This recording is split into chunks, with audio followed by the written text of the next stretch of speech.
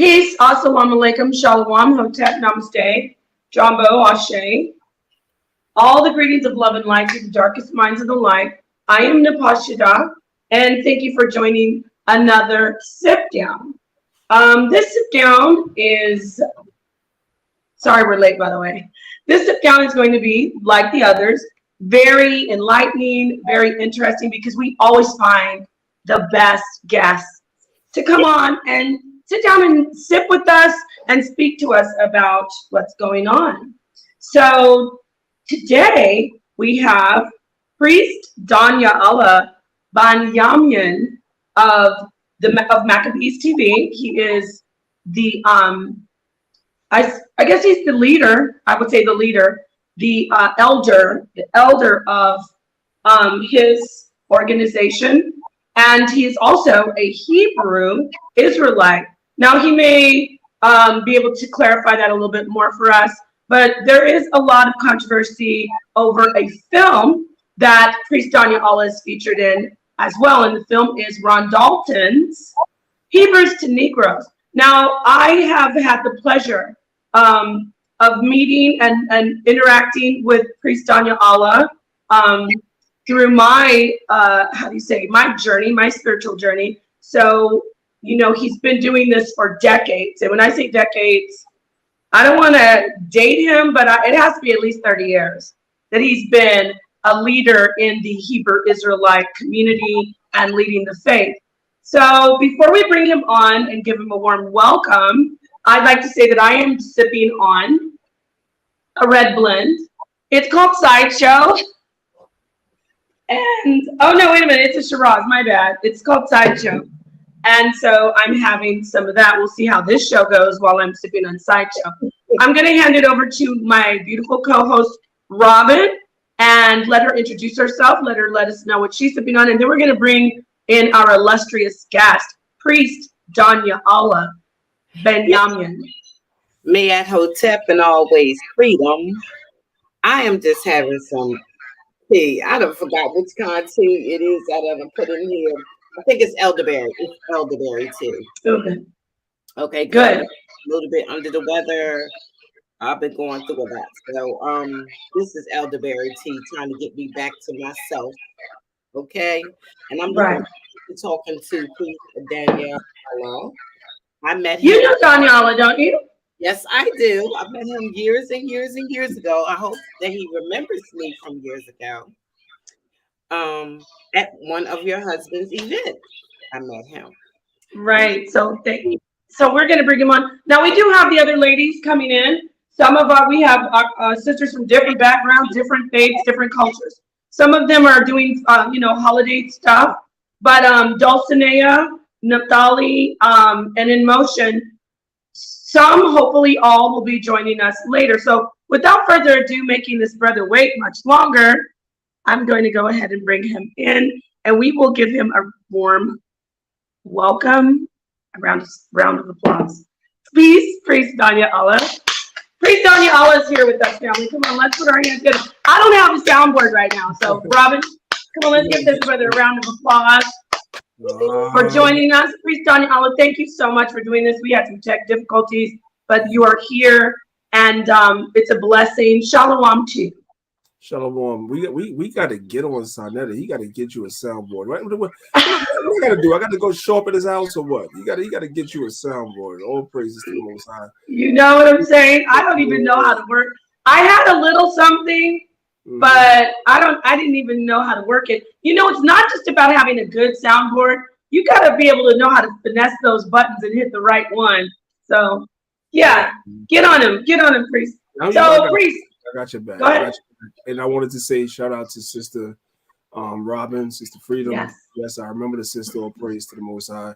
Thank y'all for having us on. And of course, I see the highlighted comment. That's my man right there. That's my man's in Max Bird. Peace to you, brother, as well. Thank y'all for having me on. Shout out to Max Bird and all the amazing HOK mods and all the amazing mods that are here. Shout out to King Sean Greg Phillips and to all of you who are tuning in, taking time out of your family time to come in and sit with us. Now, Priest, I said 30 years, Priest Danyahla.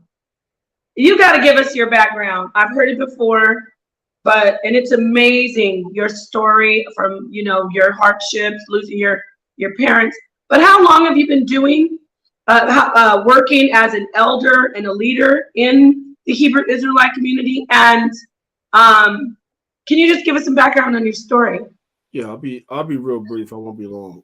My introduction to consciousness came in 1990. As a junior in high school, I joined the African American Awareness Club, and I was, you know, dealing with that. I joined the Nation of Gods and Earths in 1991 and studied the 5% lessons, you know what I'm saying, which still is very much a part of my foundation today, and I'm appreciative of that foundation. And I came into the Israelite movement in 1992. Now we're at the end of 2022. So you are correct, Nepal. Your math is excellent, right? You know what I'm saying? Because we deal with math, right? So your math is excellent. This is my 30th year. Next year I'll make my 31st year. So I was dealing with the Nation of Gods and Earths, the 5%ers. I did my student enrollment, was studying the early lessons. And then what happened was I came across some Israelites because we were all in the music scene at the time. Came across some Israelites, went to the school, was impressed with the leadership of the school. So I joined the Israelite school in 1992. And I've just been going ever since, right? But I still give love and respect to the foundations that I had before I became into the Israelite movement, which, of course, as I said, was the African American Awareness group that I was a part of when I was in high school, and the Nation of Gods and Earths. I appreciate all the different stages of knowledge that I went through. I appreciate brothers for the knowledge that they, contribute to the community, and I'll never forget where I came from. So shout out to all those different schools of thought. But yes, I've been Israelite since 1992, all the way up until today. And lastly, before I land my plane, I met my sister NapahShadah. I want to say, Nepal, was it 2017 or 2018? 2017, yes. 2017. I met my sister NapahShadah in 2017. Now it's going into 2023. So sis, we've known each other for 6 years. That's all praises. HOK and all that. I knew Nepal. You knew me when I was a radical, hard-bodied Israelite sister. I mean, I'm always a Hebrew Israelite. I just want to throw that out there for my viewers who don't know that. But, you know, wow, I'm glad you talked about that. I don't want to get emotional, but I love my people. It's just that so many things happened to where I just needed to get into my own, you know, finish my journey. But I praise the Most High that I haven't been pulled away from who I am. You know, I may seem a little bit Babylonian at times to some, but you know, Danyahla, your name, Daniel, he was doing some of the Babylonian things. So the reason I'm saying this is I have so much respect for you, Priest Danyahla. I always tell people, you know, to validate myself as the type of person I am, I say, well, I know Priest Danyahla. He anointed me with oil on the Passover, and that's not a light thing. So you are one of the very much respected elders. You are steadfast in the faith, and you're not one of those brothers who does the toxic thing. So we can get into that. I want to talk to you about you being featured in Hebrews to Negroes, but I also want to talk to you about, you know, me as a woman, how and brothers, how they're turned away from the faith because of the toxic side. Can we just throw that out there and just have you grab whatever and talk about it? Yeah. So yeah, whatever question you want to ask, if you have like a particular pointed question you want to ask, I'll answer it on that topic. Sure. Okay, here we are. First off, I want to introduce one of our latecomers. This is our resident psychotherapist in motion. She's joining us late. In motion, this is Priest Danyahla. He is one of the leaders and elders in the Hebrew Israelite community. He's been an elder for quite some time, as he mentioned. And he's also featured on Ron Dalton's From Hebrews to Negroes. So you can introduce yourself, but Danyahla, why are you shaking your head? No, I'm saying I'm saying that she's not late. She's making her grand entrance. That's what she's doing. It's all good. We love it. Oh, Oh, yeah, no, but it's not. I actually give all praises to you because at the end of the day, um, on the eve of like, with the holiday and everything's happening, I'm very grateful that you are sharing your time. And so thank yeah. you. Yeah, thank you. Well, yes, Praise Danyahla doesn't exactly celebrate during this time, but you did do Hanukkah, right? I did. Yes, I did. But let's get back to. I'll be poignant. I mean, I'll be to the point with my not poignant, but it may be poignant because it is a little sad, and it still is important for me to talk about. Let's talk about the way a lot of our people are turned off by the faith and the culture when they see the harshness, specifically, if you don't mind us just starting off with that, with women, you know what I'm saying, like a lot of the harshness. Can you share some of that? Um, Give us some insight on a brother like you who doesn't do that. Give us some insight on what you think about that, and talk to us about it. Right. Oh, okay. Excellent. All praises, sis. So I want to say that the sisters are an important part of our culture and our movement, right? We can start at the inception of our movement, right? Where everybody gives credit to Abraham, right? Well, the Bible says that the Lord told Abraham to hearken unto the voice of his wife Sarah, right?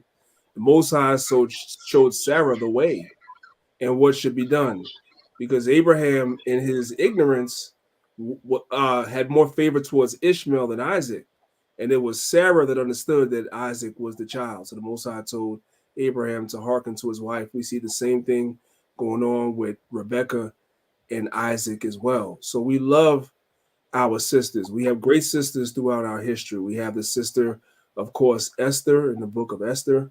We have the wonderful sister, the sister Judith, that was powerful in the book of Judith. And of course, we have the sister Tabitha. We have the sister Chloe in the book of Acts, chapter 16. We have the sister Priscilla, right, in the book of Acts, chapter 18, and also the book of Romans, chapter 16. We have many great sisters throughout our history that have been integral in our history. So our sisters play a very, very important role. And I'll land my plane by saying this.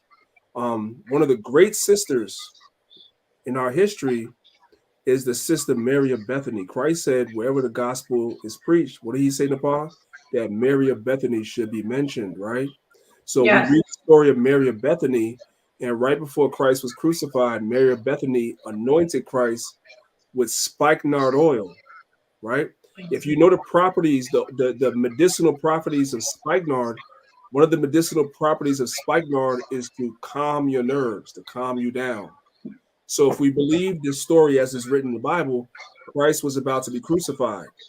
He had his 12 apostles that was with him throughout his whole entire mission. But these are men. A man can't make a man calm down before he's crucified. So the Most High I know used that's right. a woman, and her name was Mary of Bethany. And she came and anointed Christ and anointed him with spikenard and used her that strong feminine to calm his nerves. And she knew exactly what oil to use, which was spikenard, to calm his nerves before he was crucified. We love our sisters. Our sisters play an integral part in our walk. And I'll land my plane by saying this. Sometimes scriptures like 1 Timothy chapter 2 are taken out of their context Right. and weaponized against sisters. And there's a cultural context and a biblical context as to why Timothy said that women should be silent in the churches. It wasn't because our women don't play an integral part, like I always teach people. It's because those women in that particular church were in the midst of idolatry, which was the worship of Diana. And so Paul was warning Timothy to tell those sisters to stop doing that and stop bringing that into the church. That's what was going on in that church. It's not an overall thing to say, don't listen to a sister. The Lord told Abraham to listen to his wife. The Lord told Isaac to listen to his wife.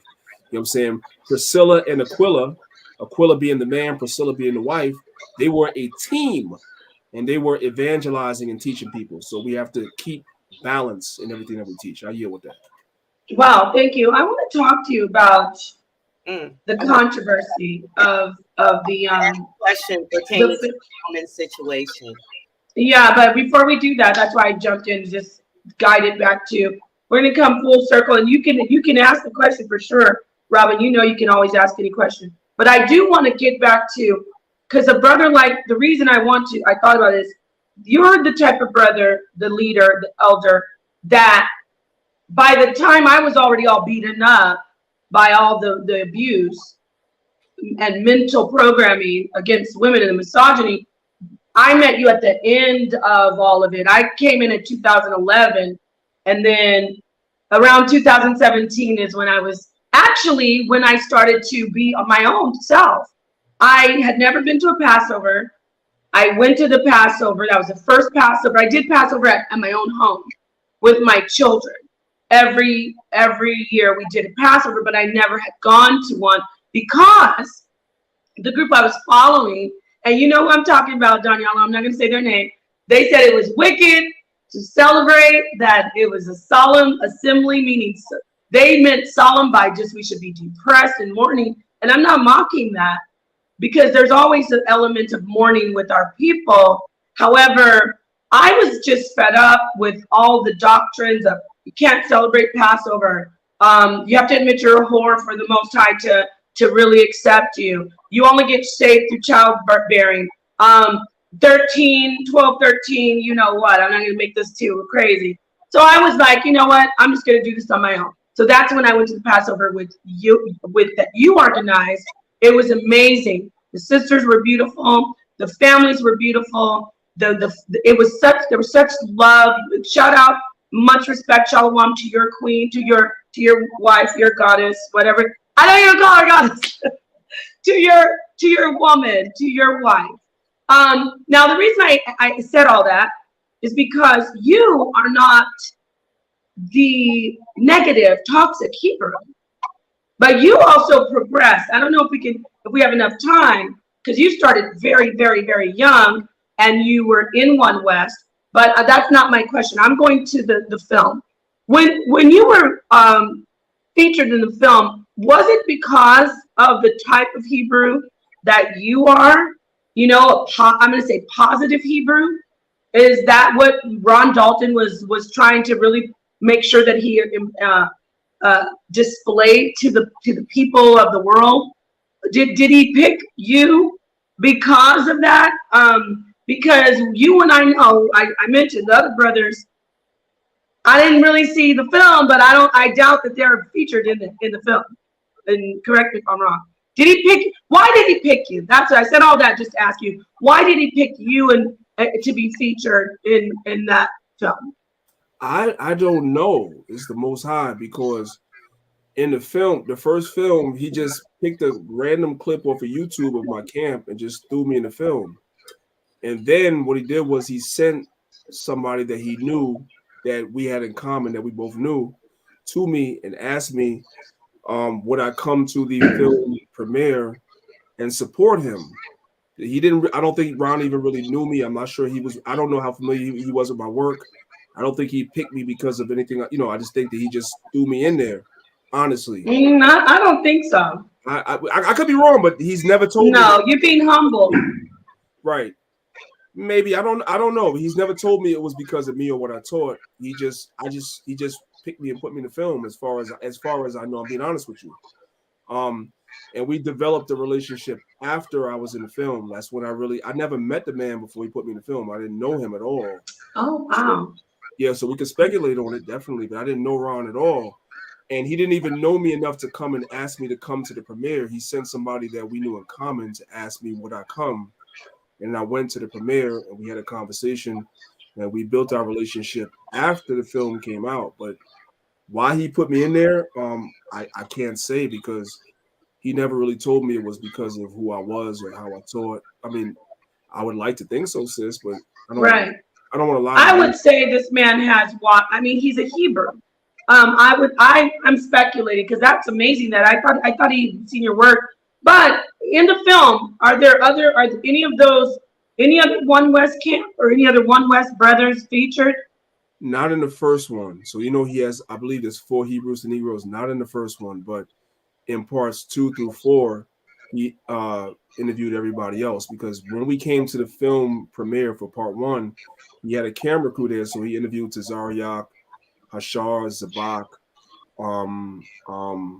Zion Lex, and so many others. So they're in parts 2 through 4, yes, but in part 1, no, I think it's just me. Now, Divine Prospect is in it also, In right? Divine Prospect, yes. Mm-hmm. Now, was this the brother who was actually at the debate with Tazariak and Malik Zulu Shabazz? Divine, you talking about Divine Prospect? No, the Ron Dalton. No, there was a brother there, huh? He himself wasn't at the debate. Maybe somebody he knew was there and filming, but Ron wasn't at the debate. Ron has not been to any sign of the debates yet, even now.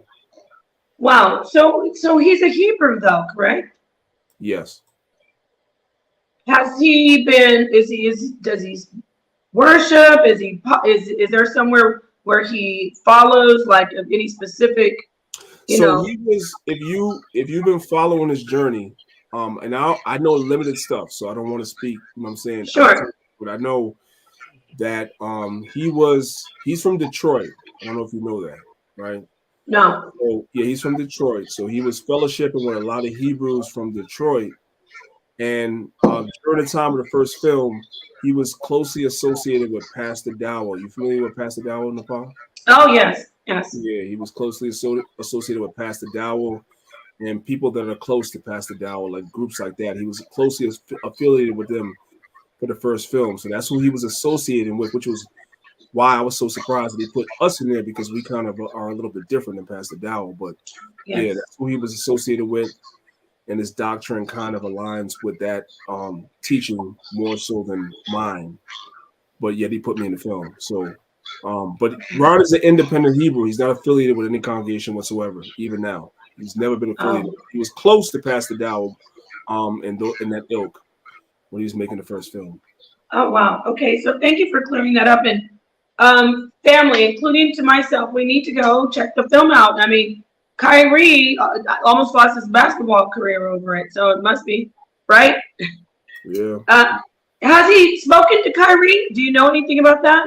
Kyrie, he had nobody's spoken to Kyrie, not even IUIC that went out there and marched for him. Like Kyrie is not talking to the Israelites directly, personally, but everybody else. What I will say to you, sis, is everybody else that shared Israelite content, from Nick Cannon to Cassidy to Darklow to Kanye, to Kanye to Big Sean, like everybody else that's shared Israelite content. One of us has talked to them, but Kyrie, no. We've not talked to Kyrie at all whatsoever. Wow. We've talked to somebody else. I know I personally have talked to a few people myself, but Kyrie, no. Mm-mm. Right. Speaking of that, I know you've seen that our brother Captain Tazariak had the chance to sit down and ask Kanye or Ye some questions in Clubhouse.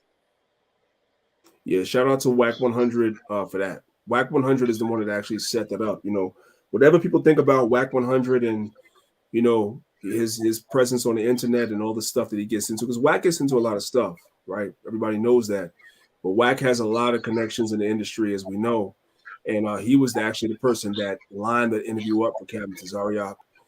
Captain Tazariak is very close. He was introduced to WAC 100 by some folks on Clubhouse, and they become pretty friendly. And so, yeah, he chose Captain Tazariak to talk to Kanye. So that was really an excellent moment for the Israelite community talking to Kyrie Irving. Kanye West. That was excellent, actually. Very, very. So the sister you were mentioning, priest, you know that the issue with the women is very, very touchy.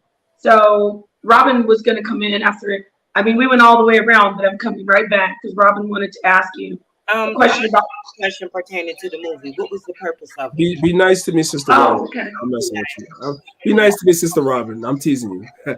Ask your question again. I'm teasing. What you ask? Well, what I was going to ask about, going back to the women's situation, I just feel like during the era of the Bible was during the era of coming out of the worship of the goddess. But that's my personal opinion. I'm sorry to cut y'all off, but there's a lot of feedback. Y'all don't hear it? I I don't know. think I'm maybe it should be is whoever's talking, everybody else should mute because I think that's what. Yeah, it is. let's do that. I'm going to mute. Good idea. In Actually, motion, let's mute while Robin's speaking. what was the purpose of the movie? Ron was pretty much, he woke up to, Ron was a Christian before he came into the Israelite movement.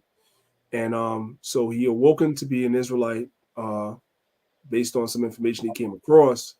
And actually, and by the way, Nepal, he'd come on your channel if you invited him. But actually what happened was he reached out to Tariq Nasheed. He was trying to reach out to Tariq Nasheed as far as the Hidden Colors films were concerned, and how come he wasn't including Israelites in those films, because the Israelite community is a large part of the conscious community like everybody else, right? But Tariq just seems to leave us out. And so he decided rather than complain about Tariq leaving us in our community out, he would create his own films and chronicle, as far as he's concerned, the history of the Israelites going all the way from antiquity to now, which kind of inspired him to do the films and to give basically what he considers to be primary sources proving that, the people in the Americas are the Israelites. That's what kind of the Hidden Colors film definitely motivated him, because Tariq did do a great job of putting those Hidden Colors films out, and it definitely moved the needle. And pretty much every community, the Moorish community is represented in there, the Nation of Islam is represented, the Kemetic community is represented, but the Israelites are not. So I think Ron kind of was motivated by that to do something that included us in the conversation as well. Do you think it's no? I'm saying when I asked you that, as to say, is what was the purpose of the movie for us as a people? What was the purpose of it? What was it supposed to do for us? Well, not only that, do you also think the reason why you were left that the Hebrew Israelites were left out is because of the controversy of the actual history of the Hebrew Israelites? Do you think that that is the reason why you are left out? Right. So to answer your first, so to answer your second question first, it would depend on what controversy you're talking about, because there's a lot of controversies with the Israelite community. So I don't know which controversy you're talking about, but I mean, history. You can be specific. Yeah, go ahead. You could elaborate. The actual history, like how, how the historical history. Now, sometimes people say that nobody in the Bible ever existed, like they're just characters in a book, and that there is evidence proving that. So I'm saying is that, do you feel like that may be reasons why you are left out of information, is because there's information proving that it is just not a fact? So is that reasons why you think it may be left out? And as far as well, just you said you was going to deal with that first, right? So to answer your first question first, thank you for asking the question, because now I see a little more clearly. For me to understand Tariq's mindset why he left the Israelites out, that would be unfair to say. It's a possibility. We could do that, sis. We could say it's a possibility that Tariq is of the same mindset of those that believe that the history of the Bible is not true and the things never happened. So we could say that that's a possibility. Let's do that, because none of us have spoken to Tariq, so we don't know why. I don't believe Tariq has ever given a reason why he hasn't had the Israelites in there, but that is definitely a possibility. We could put that on the table. And to answer your second question, the second question is married to the first question. Yes, sis, that's the reason why. Ron, that's one of the reasons I believe, in speaking to Ron, why he did this film particularly, because some of the things that people say historically about the Israelites not existing, as far as we're concerned as Israelites, are historically inaccurate. Now, we don't necessarily have to get into the nuances of the conversation, but some of those things are historically inaccurate, because if we look at the story of the Exodus is put, according to academia and scholarship, as being in the New Kingdom, when we believe that the Bible teaches the Exodus actually happened in the Middle Kingdom, not the New Kingdom. So we're actually looking in the wrong place, which is why we don't find the evidence of that. If people want to say that the people of the Bible didn't exist.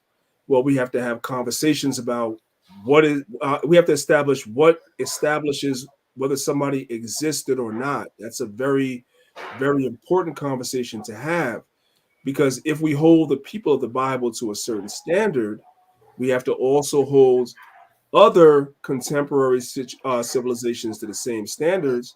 And what most people don't realize is when you start holding other ancient civilizations to the same standards you hold the Bible, you're going to start saying some of the people in these other civilizations, like Egypt, didn't exist either. I'll give you a perfect example, and you definitely can retort to what I'm saying. We have King's List in Egypt at Abydos, right? We have also the Turin Papyrus, another King's List as well, that mention a lot of different pharaohs in Egypt.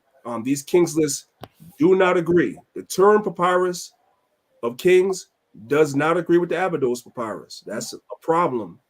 Then you have kings on the Turin Papyrus that don't appear on the Abydos Papyrus, and vice versa.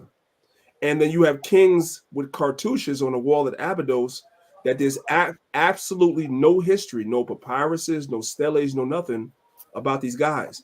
They simply have a cartouche on the wall with no history to back up that they even existed other than the cartouche.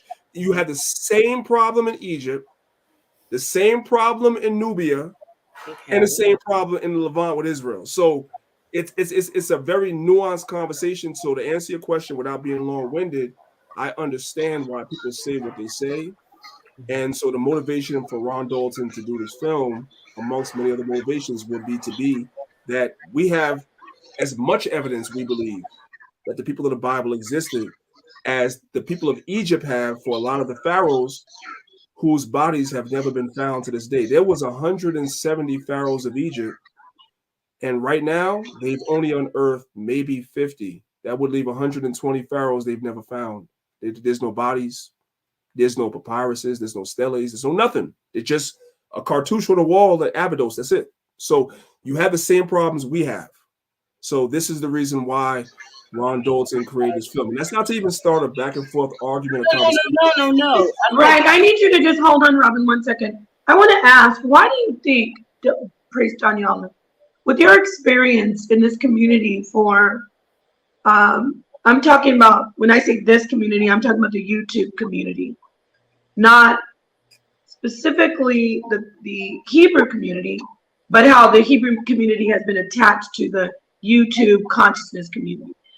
With your experience, decades in this community, I'd like to hear from you, why do you, as a black man, as a so-called black man, why do you think that so many of the different schools of thought, more 5%ers, Islamic people, even Christians, even atheists, why do you think they're so accepted? Of course, the Kemetic, because that's the base of it. Why do you think they're so accepted, but there's so much vitriol and contention and spitefulness toward Hebrews? You can start with what they say, oh, because you're toxic with the women, but I mean, I'd like for you to really tell us, why do you think there's so much hatred for the Hebrews in a black community? Well, I'll give you my personal anecdotal experience to give you the example of why I think it is. Because the Hebrew Israelites, like the Christians, the Bible is our proof text, right? So I come out of Christianity myself. So before I came into this Israelite movement, I rejected the Bible and Christianity because I know that Christianity is a farce. As far as when I say Christianity, I mean post-Nicene Council, post the Council of Nicaea, Christianity is a farce, right? And I realized that, and I also came up in the church and I saw a lot of things which made me reject the church. And by extension, because I believe the church is attached to the Bible, as a Christian, I rejected the Bible as well. So a lot of our people that are in these other schools of thought or different traditions, they are also people that probably were raised in Christianity. Like I've heard everybody from Jabari and on up saying that they were raised in the church. So they went through a lot of experiences. They saw a lot of things and they rejected the Bible. I did that too. So I understand, I can sympathize. That's why I don't get emotional about these things at all whatsoever. I think so. That's what it is. It's a lot of people that went through a lot of things in Christianity and they reject the Bible. I came full circle through the conscious community, through the 5%, the Nation of Islam, etc., and came back to the Bible because I did a lot of research and studying. But some people don't come full circle the way we do, the way you and I have done. Some people simply reject Christianity because of a lot of the lies that are in that. And so they superimpose Christian theology on the Israelite community when we don't teach Christian theology whatsoever. There's like no Christian theology in what we teach whatsoever. I think a lot of people really have not taken the time to study what we as Israelites teach. We don't teach religion. I know that the conscious community says that we teach religion, but I always ask people, what book or chapter in the Bible does religion start? Because the book of Genesis is about the creation. It's the table of nations, and it goes right into the Israelites being in Egypt. We get through the whole book of Genesis without religion. The book of Exodus is about the Exodus out of Egypt. There's no religion there. The book of Numbers, Leviticus, and Deuteronomy is the law, the codified law of the Israelites. There's no religion there. The book of Joshua is about the conquest of the land. There's no religion there. The book of Judges is about the other nations and the Israelites and the wars that they had. There's no religion there. We're already 6-7 books deep in the Bible with no religion. You understand what I'm saying? So, really? Yes. Well, no. Well, that's religion. What you just said, like everything you just said, everything from the book of the Torah, that is a religion. How? Everything you said, which is like I say amen to you, but that's the complete religion. Explain to me how, sis. So because what in the Torah is religion? If that is a codified law, if it tells me I shouldn't kill or else I'm going to be killed, I shouldn't steal or else that's not a religion. That's just law. So what is religion? What is religion?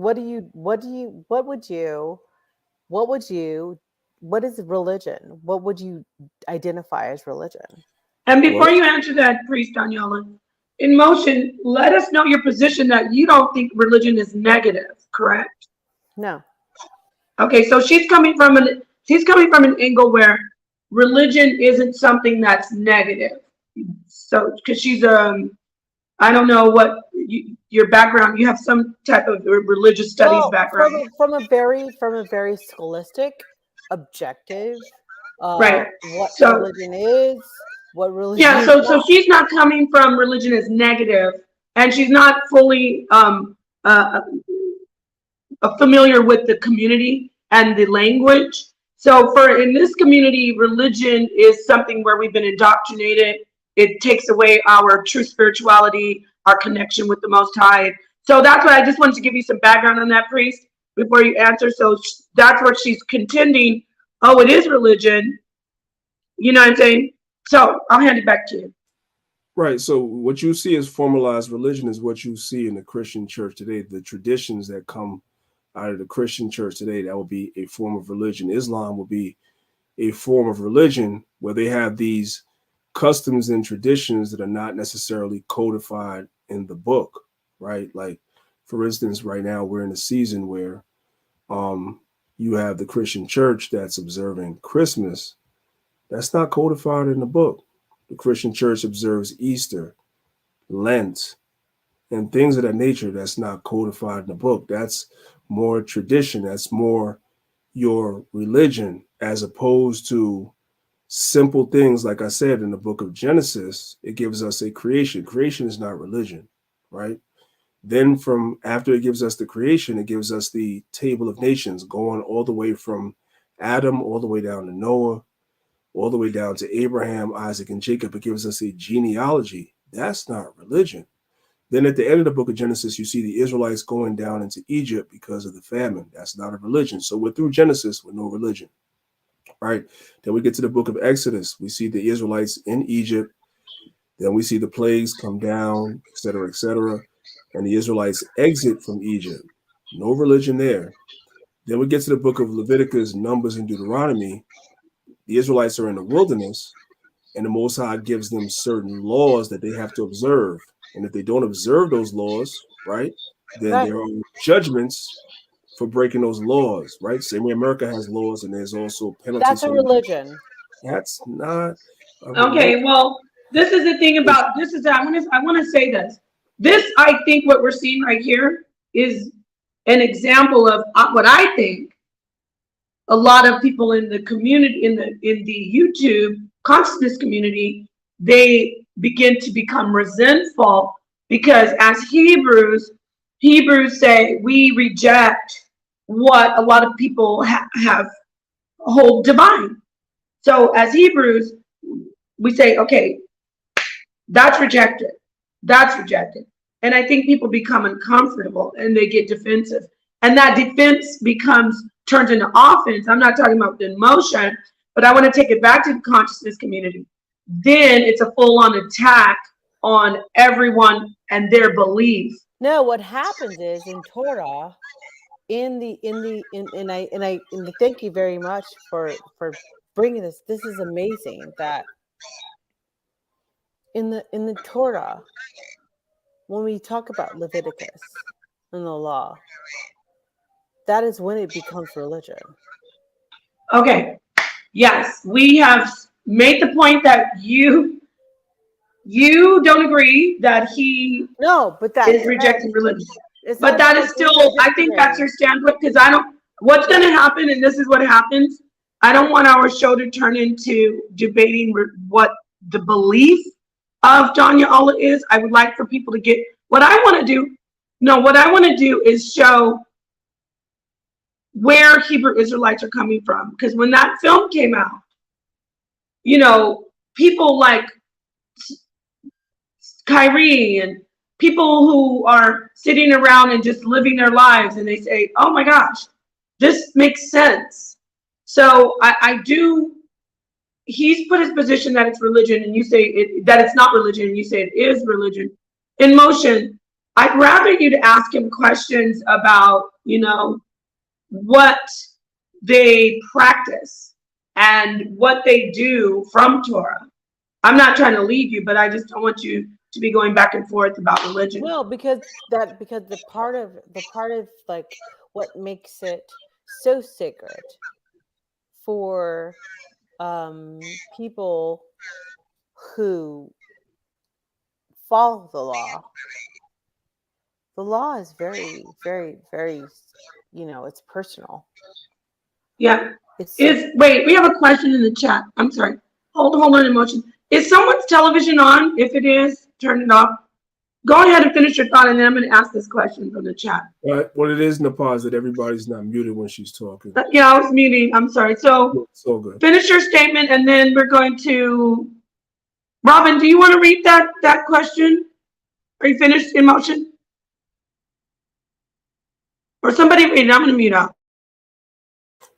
Now she was asking a good question. I wanted to. I'd like to answer. I'd like to answer a question because, first of all, I never thought the Bible was a religious book. Period. And I have no problem with whatever you choose to do, Danyahla. My question was concerning the movie, But I'll read this because Napah asked me to. Priest Danyahla, do you believe in or worship of a superhuman power or powers? I mean, based on the question, the answer is yes. Of course, I worship the Most High God, Yahweh, who is superhuman. So absolutely, 100%, 100%, yes. I want to keep going on that because see, a lot of people don't know. A lot of people don't know about what Hebrew Israelites believe. Do you believe in a Messiah, and do you believe in the book, the Messiah of the book? Yes, sis, I believe in the Messiah of the book. I believe that Moses acted as a mediator that mediated a covenant between Israel and the Most High. That was the first covenant. Moses mediated that covenant when you read Exodus chapter 24. And I believe in the New Testament, one is called Jesus Christ, who we call NapahShadah, mediated or was the go-between, the broker between a renewed covenant between Israel and the Most High. And the reason why the covenant needed to be renewed or renegotiated was because we as the Israelites, we violated the first covenant. So the Most High rejected the terms of the first covenant. So Christ came and became a mediator, renegotiated the terms of the new covenant. That's all it is. Mhm. Danyahla, this is because I really am trying not to ask any question that's gonna cause any type of debate. No, ask your questions. Hey, You know, sis, so you know, you're not going to be hey, sis, real disrespectful. quick, if I could tell you both of you sisters real quick, Napah already knows me. I promise y'all I'm not going to debate with y'all. It's not going to get crazy. Y'all can ask y'all We don't questions. get crazy over here. Yeah, Y'all going to get crazy. I first get of all, crazy. I wonder if anybody's actually even reading the book, because it sounds to Yeah. me that when you say the Most High, it sounds like you're looking for this. As I've always stated, you keep looking for this Most High outside of yourself. But clearly, the book states that Jesus is stating that it's within you. Why do you keep looking for it outside of yourself? Because clearly, you wouldn't want to deal with a God that would tell a man to take his child up on an altar and kill him. You wouldn't want to deal with a man who broke practically every commandment that he gave. And I mean, it just would make no sense. It just doesn't. So I just don't understand why you keep looking for something outside of yourself. None of it would even make any sense. That's why I'm wondering if y'all are even, because the Hebrew Israelites that I know, which are Tazariak's camp, and I talk to Twin and them quite often. I just don't understand which book they're reading, because most of the time I don't think that they're reading it, because y'all speak like as if you're not even reading the book. Now, I'm not saying maybe you see something different, but clearly this person that you're calling, the character in the book that you're calling Jesus, is stating the kingdom of God is within you. In my Father's house, there are many mansions. Okay. So if the kingdom of God is within you, that means the house is within you. So the mansions, normally, since the book is symbolic, it would be many thoughts. It has many thoughts. So what I'm trying to figure out is, why do y'all keep on saying the Most High? What is the Most High? What is the Most High? Because it leads me to ask questions like, what is God? And that's why I say I don't want to get into these, because I don't see how anybody could answer that, because that would make me think now this God has had sex with Mary that was married to Joseph. So he broke again another commandment. You see, I for the life of me, I'm trying to figure out, how is this God no different than Muhammad, I would say, was a pedophile.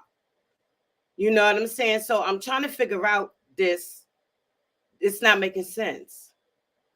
And then when we say that we are the people of the book, we are the people of the book because we are claiming to be a Hebrew.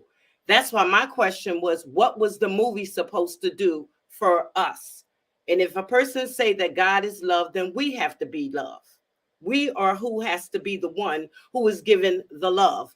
We are the ones who is given the hate. We are the one who is causing the wars. We are the ones who is calling the rape.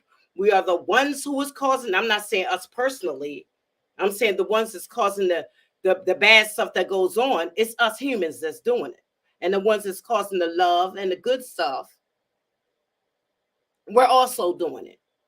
So, well, you said a lot, and I love you so much. You are such a fireball for our show, a shining light. But I want to get in here, and before, I mean, I know this is our guest, and we're going to stay focused on respect, and not saying you're disrespecting, but I'm saying I'm going to answer this before him. I want to generalizing, and there is a different fact. Yeah, before you get to that, I wanted you to address that. But I noticed, but this is the thing, I'm going to take it back to the difference. I want to talk about the different groups. But before we do that, it is always the Hebrew Israelites who everyone puts so much weight on things that are so amazing. What you just brought up is it's such a deep question. But I noticed it's like the Christians don't get all the flack anymore. It used to be the Christians that were attacked, but now it's the Hebrews get all the weight. Like, I need these answers. Danyahla, you better have all the answers to every single question. everything I want to know about why God does this and that. Well- Because you have stepped up as a Hebrew. I'm being facetious, but what I'm saying is, you know what I'm saying, priest? The Hebrews are always the ones who, I think, in my opinion, there's a lot of weight and burden of answering very deep questions. And I will say this though, because don't Hebrews say we are the chosen people? We're the people of God. We're above all. So I just want to say that, and then I want to see what you want to say to respond to the sister. And then, sister, you can respond to that comment. But Danyahla, what do you say to all that? The sister laid out some heavy, very heavy information. Well, Hey, sis, real quick, you gonna jump right in next? I know you ready. She ready. She ready. I wanted him to respond first. No. Emotion. No. No, I have to. But I just asked you something. I have to. Yeah, let her get it off. You have to. I have Let her get to. it off, Nepal. So everything I just said doesn't matter. He can't respond It to that. matters. It completely matters. It matters because you're absolutely right. No, you're absolutely right. That all of that matters. At the end of the day, we like Robin, you're coming with your life experiences. You're coming with your own sense of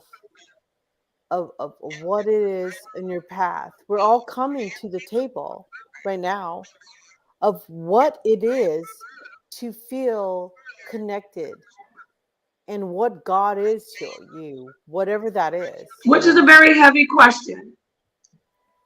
Yeah. So let's be very careful when we start talking about where's the mouthpiece, who's going to speak for us? Who is us? What is the collective? Because when you start to speak, especially on this platform, it better be for something more than yourself. That's what I'm going to say. It has to be something more than what you've experienced, because from a psychological, from an emotional, from a experiential standpoint, you cannot speak because this is very powerful right now. So if you're going to talk about something. Okay, well, let's let him respond. Let's let him respond. Well, then we need to speak from a place of collective voice. Okay, fine. Well, we will do that. But first, I'd like to go back. Thank you for both of you.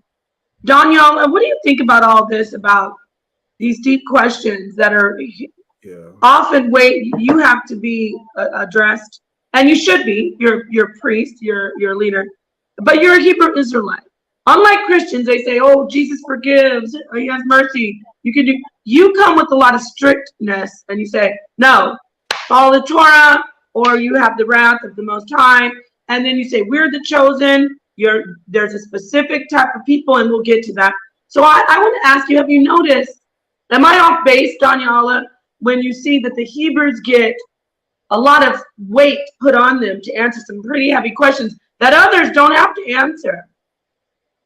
Yeah, absolutely. So I appreciate both of the sisters and what they said, but specifically addressing the sister Robin. She said so much, and whether she realized it or not, I know she was just trying to get it off. She asked a lot of questions in one, which is cool. And what I want the sister to understand is that all those questions are good questions. I don't want you to think I'm Billy. Those are great questions.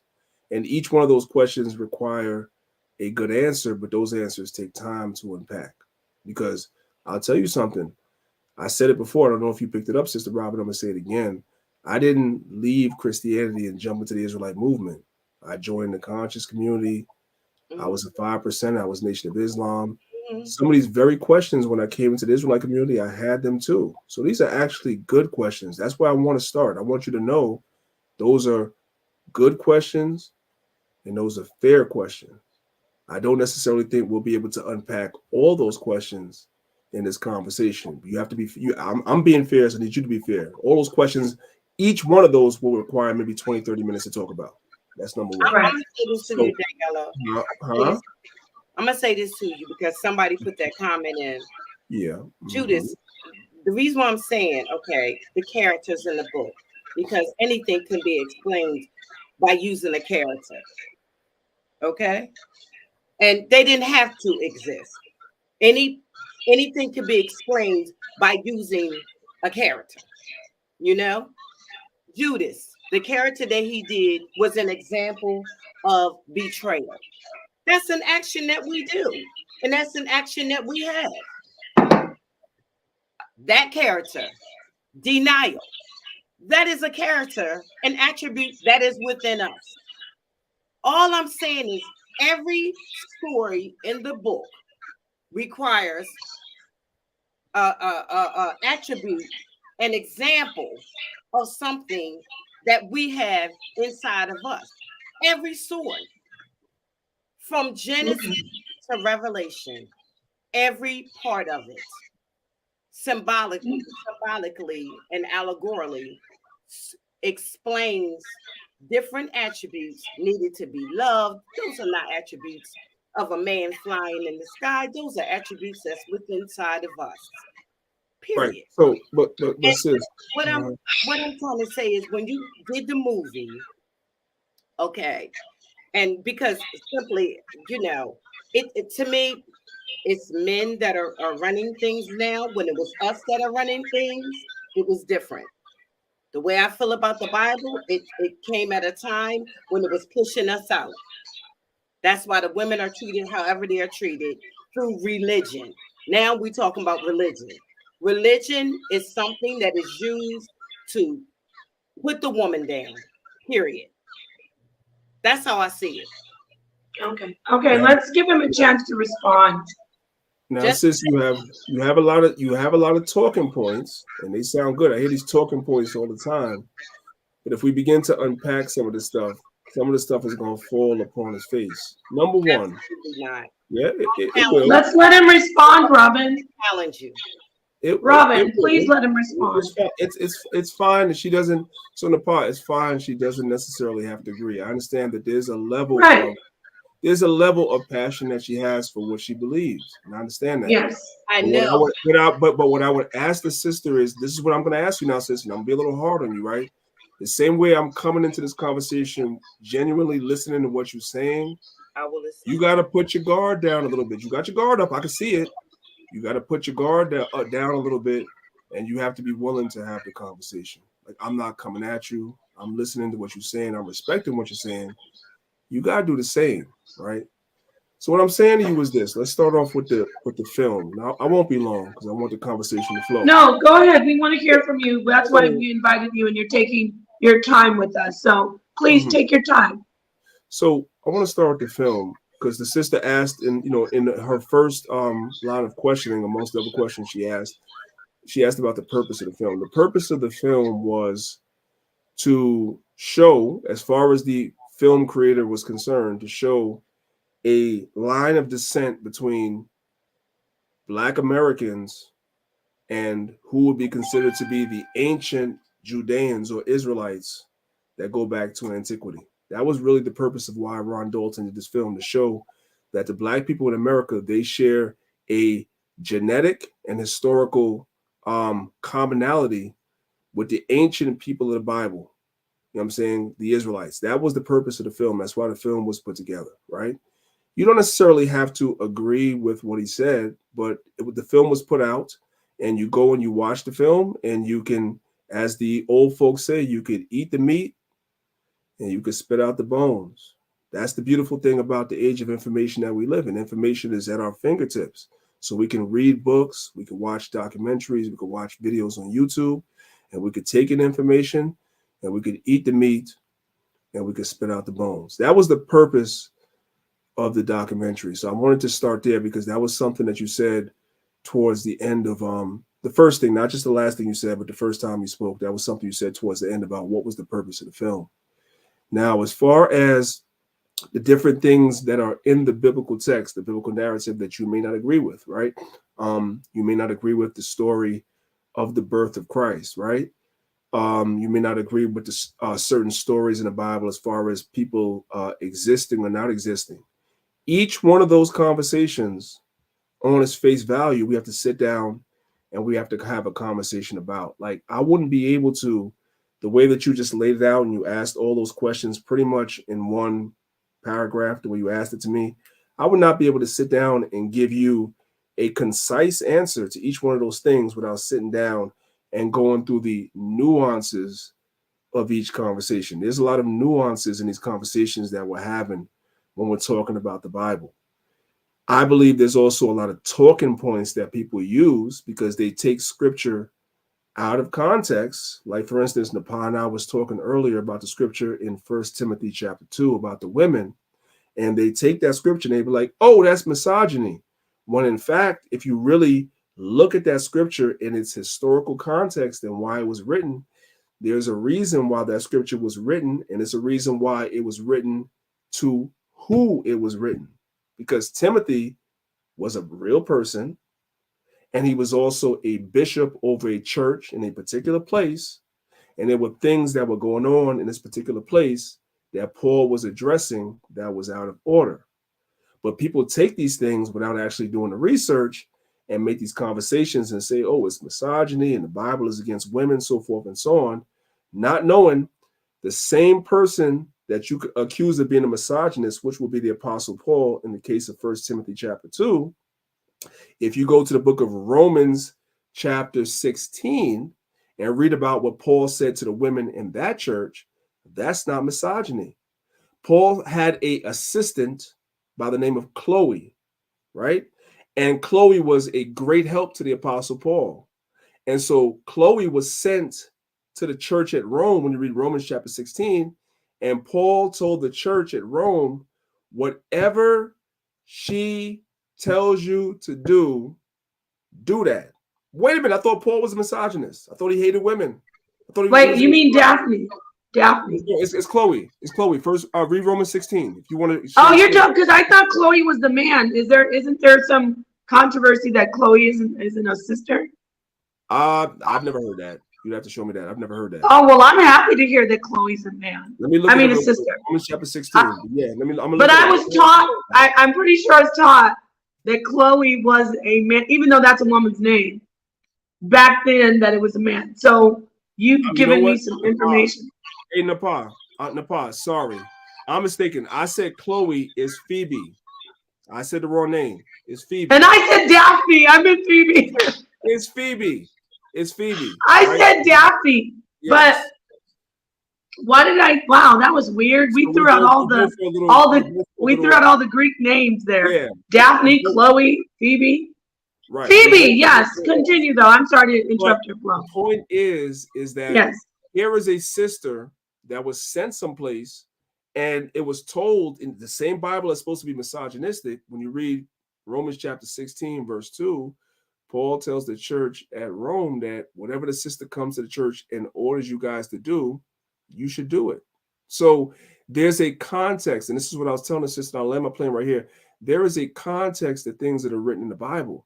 And what happens is that people that are not familiar with the entirety of the scriptures from Genesis to Revelations, they find things in the Bible, they isolate particular verses, and they say that those verses are misogynistic, they're against women, they're this, they're that, but those verses are isolated rather than looked at in their entire context of the entire book.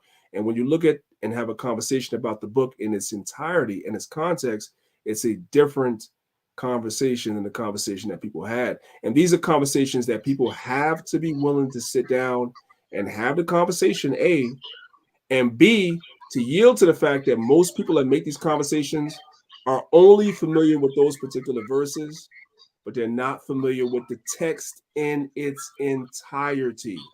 Wow. And they come and they argue against people like you and I that know the Bible in its entirety, and we're here to say that it's not saying what you're saying it's saying. I know you got one or two verses right there that you think is saying something, but why don't you read the whole chapter? Or as a matter of fact, why don't you read the whole book? And I guarantee you when you read the whole book, you're going to get a different context than what you're arguing with us about. And that's pretty much what it is that I'm trying to say. These things can't be resolved in a one conversation or that we're having on your channel, especially when we're talking about a movie and everything like that. But I want people to know that the text is not what people are making the text out to be. Absolutely. But wait, real quick, ladies. But you answered it. You did a great job addressing, opposing views. And as a leader, as an elder of a radical group, it's no problem calling the Hebrew Israelites radical because they stick to strict laws. They are not conventional. So I appreciate you addressing that. I want to get to some of this one question. Shout out to this person in the chat. So I'm complimenting him. I say he looks so young. You keep calling him an elder. He looks. Yes, he's an elder because he's leading and he's been in the community leading for some time. He says, "I'm older than you think." At the end of the show, I want to see how old you think I am. I'm a lot older than you think I am, but I appreciate you, sister. I appreciate you. Yes. We're gonna get to talking to you about your health. They're shooting out fireworks for the holiday. Did you ever study at all? Let me get to this question, please, for God's sake. No, I just want to get to this question. And you know how we are. You can come in, but I just want to get this question. If you ever study Islam at all? Okay, let me get this question first, and then we'll get to that. Mm-hmm. Peace to Dulcinea, who's just joined us. She's another one of our panel priests. Danyahla. Okay, Sophiana Gaffney, thank you for this question. See, there are people out there who want to know who you are. They want to know about the Hebrew Israelites. We're in the community, Robin, Dulcinea, in Motion, not so much, but we know about who they are. But there are people who don't know. And so when they see there's controversy about the movie by Ron Dalton, Hebrews to Negroes, when they see that Kanye West and Nick Cannon and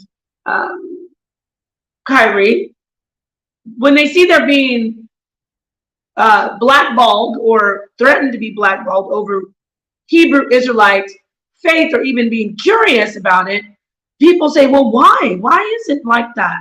We've got the Mormons who have a real serious racist background, but they've cleaned up their act. Shout out to the Mormons.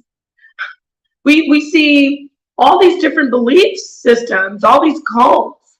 So why is it so serious when people identify with these Hebrew Israelites? So when I look at this question, I appreciate questions like this because people want to know. So the question is, Priest Danyahla, I'm curious, do you see a commonality, a connection, or any similarity? I'm paraphrasing, I'm adding on, I should say, between other religions and Black Israelites, respectfully. So, Priest Danyahla, I can think of a few groups, Seventh-day Adventists, Jehovah's Witness. I've seen a lot of similarities, but I want to hear from you as an expert, so to speak, as an elder, as a priest, decades and decades, 30 years in. Do you see any commonality between your culture, your faith, and other faiths? Thank you, Napah. That's a great question, and you kind of answered the first part already. So if we were looking, if the question is, I don't know the intent of the question, but if the question is us and Christians, yeah, there's definitely commonalities between what Christians believe and what we believe, and I believe that Napah already addressed that, right? But if we was to do what will be called cultural synchronisms, right? Cultural synchronisms, where we go across cultures. Let's go back to the ancient world, right? You can see a synchronism between what the Israelites would eventually have as their codified law and what the Mesopotamians had before that. You can see that encoded in Hammurabi's code. You can see that, right?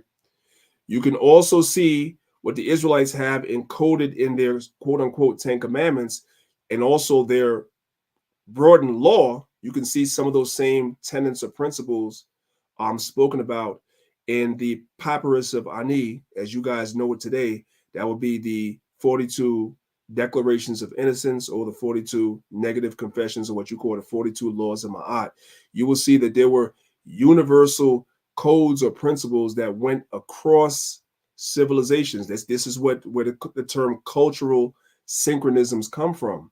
You will see these across cultures where people had certain prohibitions against murder, certain prohibitions against stealing, so forth and so on. There were certain moral codes that were universal in that part of the world that you can find in other civilizations, and you can find in the Israelite community as well.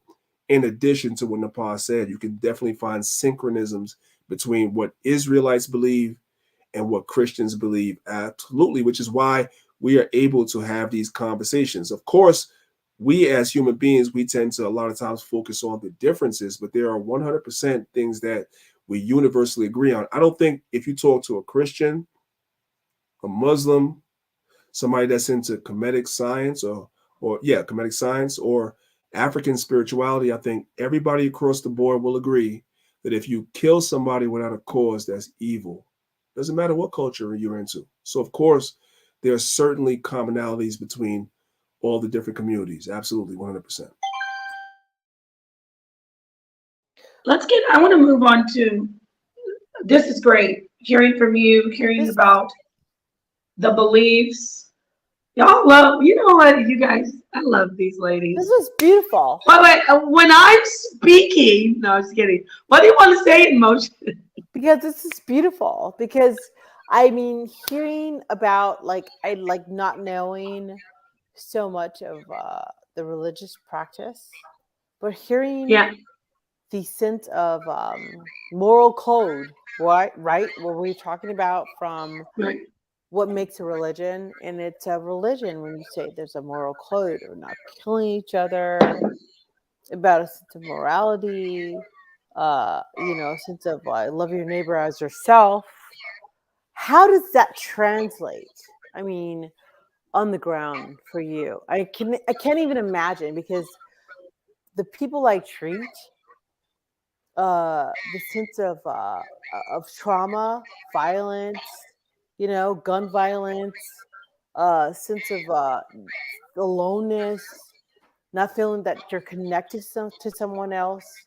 How are you, as a community of consciousness, really letting these families, these people, know that they're not alone, and bringing in a sense of hey, we don't kill each other, we are about love, we're about connectedness?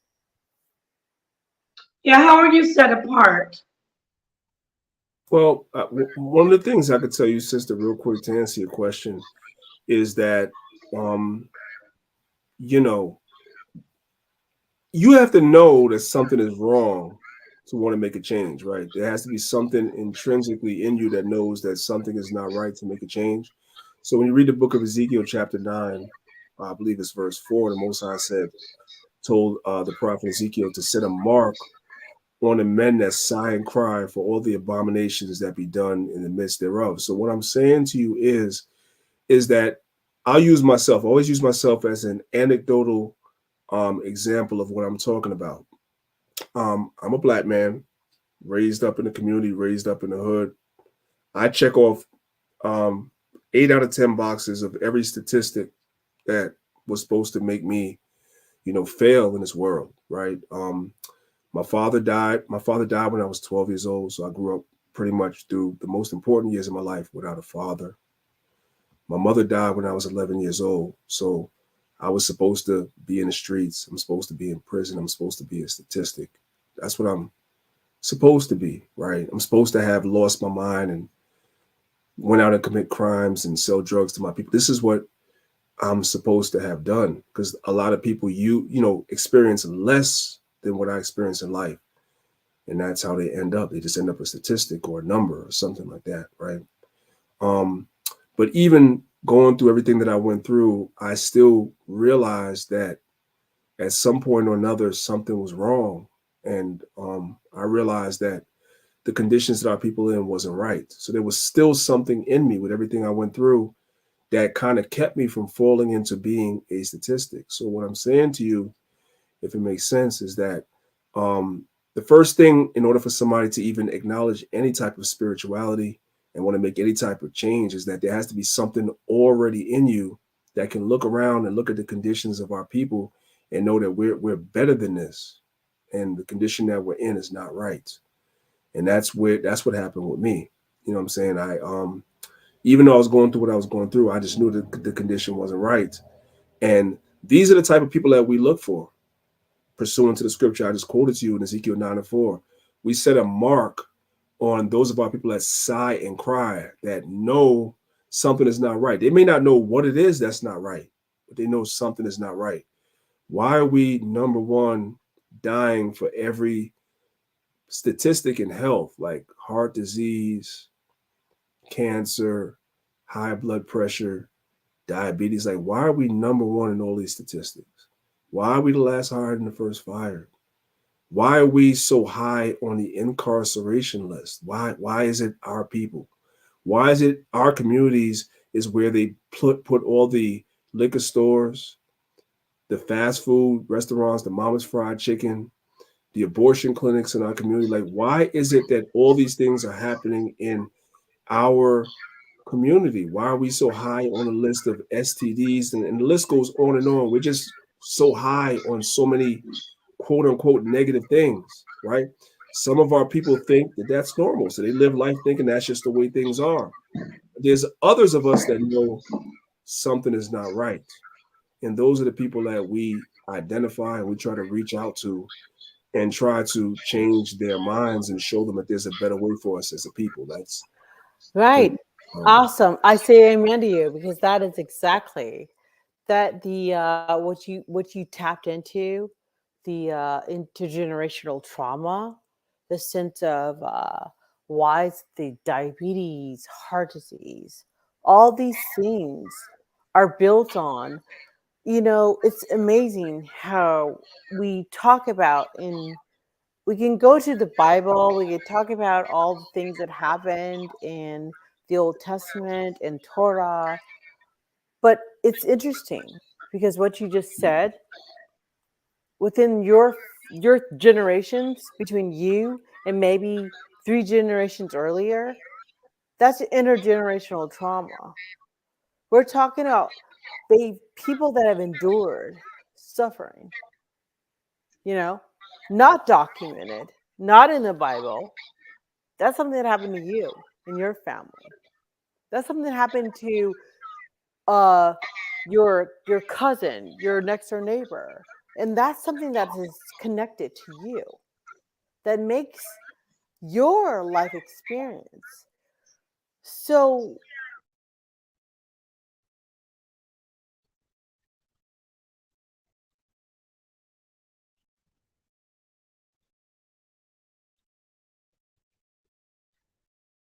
you good now, sis. Keep going. You good. You kind of went out for a minute. And I think the sister's having some technical issues. Yes, can you hear me? No, you good, but I think the sister. Right. So, well, you just addressed what she said right there, and I'm going to move on to Can I ask something? Okay. Yeah, you can, but I'm just gonna. We're 1 hour and 20 minutes in with Priest Danyahla. He's been putting it. I bet this brother's like, dang, I thought you were gonna bring me in person. I love the questions. I love these sisters, and I appreciate the respect you're showing this brother. I just want you to know that this is a brother who does the work. He does the work. He started with One West. He has never disrespected women. I've seen what I've followed him and his teaching. So this is a brother that I appreciate, and I know you appreciate the sisters. You're so respectful. I want to talk to him about some health stuff, because his wife is a health specialist. We don't like to use the word doctor so much because we don't want to get in trouble, but they're healers, Priest Danyahla and his wife. So I'm going to move in. What I'm trying to say, before we get to the 2-hour mark, I want to talk to the brother about healing, health, related to our people, because he mentioned that in his statement. And I'm also, Brother Danyahla, Priest Danyahla, I'd like to invite some people in if they want to just ask a quick question. We have a great audience. Sure. Our audience is very respectful. So yeah, I threw a lot out there. We'll let you wrap this whole and I don't I don't discount what In Motion and Robin are doing, because they these are two sisters who really want to understand, and they're very experienced, so to speak, as far as like their spiritual journey. But they are, I will say, let me get that off your face right now. Wait. I will say this though. I will say this. I noticed something about myself. You want to know something about me? Some people will call it programmed, but I think it's from childhood. I mean, I know it is. Emotions might be back. Hold on. I want to say this. I really, really have a lot of respect for Priest Danyahla, and I noticed that because I was like, it wasn't. I was just. Let me finish up what I'm saying. Okay. I was talking. I had to, huh? Yeah, you can go back to what you're saying, but I like my. I was talking. I know. I'm just finishing up a statement. So anyway, what I'm saying is I appreciate you so much, Danyahla. I'm going to speak to you directly. I still know you are my elder. I know I know that I feel a very like a type of way with you, and I respect you. I will always have the utmost respect for you and the elders that I have who have led me in my spiritual journey. And I know these women here are respectful to you as well, but I'm just letting them know from me, from my standpoint, not getting all sentimental, but this is 100% a decent, God-fearing, most high loving, following brother who wants the best for sisters and brothers and families of our people. So I just want to throw that out there. And what else I want to say? There's something else. Oh, shout out to Sonetter for getting me in touch with this this brother, my elder in the truth. Y'all, those aren't gunshots. Those are M80 fireworks. So I'm gonna let you wrap up what you were saying, emotion, what you were asking. Then I'm gonna go back to Robin, but I really want that. I want Priest Danyahla, I want the elder to really, I want you guys to know about his health endeavors, the work he and his wife do to make us better health-wise. You know, this is an interview so I want you to see the full holistic view, not just the Hebrew Israelite so much, but also what they're doing as far as health. Oh, I said a lot, y'all. Okay, now I'm gonna sit back and just listen. Go ahead. I am so sorry. Like, I literally, because like you are, I mean, God bless you. I mean, you in everything that you do and everything that we are, and making it so connective, making it transparent here on this platform. We are a megaphone. We are a guise. We have to be understanding of what it is with principle and doctrine and where that comes from. But first and foremost, what I was saying before is that it's your own life experience. It's where you came from. You know what I mean? Like thousands and thousands of years ago, yes, a lot of stuff happened. But it's your experience. It's your family. It's what's happening right now in this platform, in this moment, that really matters. That's what I'm saying. Thank you so much. Thank you very much. Yes, thank you, Emotion. And now, Robin, you wanted to finish up on this line of questioning so we can talk about the health, because it's pretty late and I know all of you want to get back to your families. Well, I want to make sure that I said, Danyahla, you know you're one of my favorite people, right? You know that. And I love to ask questions and stuff. But yeah, I was in the kitchen getting me another cup of tea. But yeah, another cup of tea. This one right here is a different cup too. Yeah, right. Come on, talk to us. This ginger tea. But I thought I heard you say something about we've been wondering why we've been going through so much. you know, like why we the one the highest on this, the highest on that, the highest on this, the different things you were saying that our people, in other words, have been going through. And then I guess you was going back to the different curses, I'm assuming, in the biblical text. And that's, I guess you was trying to put those two together as to say that's how you were putting it together. Is that what you were saying? Just making sure I get it. I didn't link it with the Bible text, but Okay, I you would have. So I'll give you that. I would have, but I would didn't. have. I would have. Yeah. So go ahead. Because I was trying to think, like, you don't think that that's a part of us being, you know, taken from our culture, taking our names, everything just beat down and everything, and just prick mind everything that we went through, and that's why we're going through what we're going through, and that they just keeping their foot on our neck, because you know there's some people that never even heard of the Bible going through stuff too. Yeah. You know what I mean? So what I'm saying is, most, you know, there's a lot of people that never even read the Bible that claim to be Christians and all that kind of stuff. So I'm saying we're going through it, and are you do you tie that in with the Bible? You tie all that in with the curses in the Bible? You do that? I do. Yeah. Okay. I tied in, even on a personal level, like the things I was going through.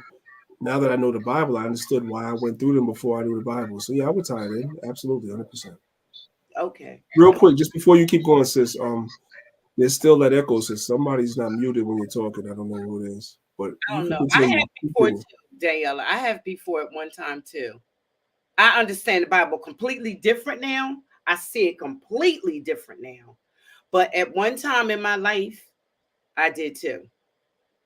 I did, because it just seemed like it was us to me. You know what I'm saying? But I see it completely different now. I had to read it over and over before I start saying, wait a minute. You know what I mean? It was it was done on purpose for us to see it that way. Now that I read it, it was made on purpose for us to see it that way. Well, we will talk more about the Bible. It is the one book that I believe, from my experience, I've read the Bhagavad Gita, Emerald Tablets, the book of the day coming forth recently. Love it, by the way. But anyway, you know how it is, Danyahla. My husband's comedic, so anyway. But I've read a lot of different books, and I found the Quran. And when I look at the Bible, there's so much of the root of everything that is in all of those religions, all those spiritual writings. The root is the almighty power, the unfathomable God. And then what we were told from that unfathomable source, that we are also gods because we've been granted that power. Not gods on the same level, but we submit to one power. So what I'm saying is, in every holy writing, I look at the Bible and it's all there. So that's the comfort that I know when I read the Bible. There's a lot of esoteric. Jesus, Yahushua said, you some have, and even in Isaiah it said, those are some will have eyes, some will have ears. I'm paraphrasing, and some won't. So at the end of the day, I love the Bible. I love my brothers and sisters who are on their spiritual journey, just as I know Priest Danyahla does. And I want to talk to you about our people. You talked about health. I had the pleasure of meeting your beautiful wife. In the part, could I ask you one question? You have another one of your hosts that was on the stage before you go to health. Do you want to give her a chance to say anything or no? This one right here. You know, the cornerstone. Dulcinea is going to take it all. In fact, you're reading my mind. Dulcinea is going to come in and introduce herself, right? I'm going to hand it over to you because I do want you to talk about the health. And then Dulcinea, she's going to come in. So you really are reading my mind. And I'm so glad Dulcinea could join us. She's so wonderful. She's the epitome of graciousness. And all of us love her. The rest of us, we want to claw each other's eyes out. But we all love Dulcinea. Well, I want to say that, like, literally, I mean, I am humbled with all these women, these beautiful women. Oh, And that's beautiful. I have to say, like, you know, that you mentioned Dulcinea. She's beautiful. In Motion absolutely loves Dulcinea, but everybody loves Dulcinea, Priest. So don't worry. Dulcinea is going to get in here. She's our star. Dulcinea is our star child. That's our baby. I have my son in the background. I'm like, he's trying to be a part of the show. He can be a part of the show. He's our heart. Brother, and I do watch you, Elder, and I think you're so wise, and your wisdom is just really appreciated, especially in these times. We definitely need it. So thank you, sis. I appreciate you. Right. Dulcinea is our she's our anchor. Because the three of us would float off into like the sky. Actually, in all, you know, I think that we need each other. Of course. Yeah, of course. Find each other. I love you. You're awesome. And as we come together on this, I mean, everyone is you know, celebrating this traditional week, but in the sense of not everyone. what it is by tradition, by love, by connectedness. We are family in this.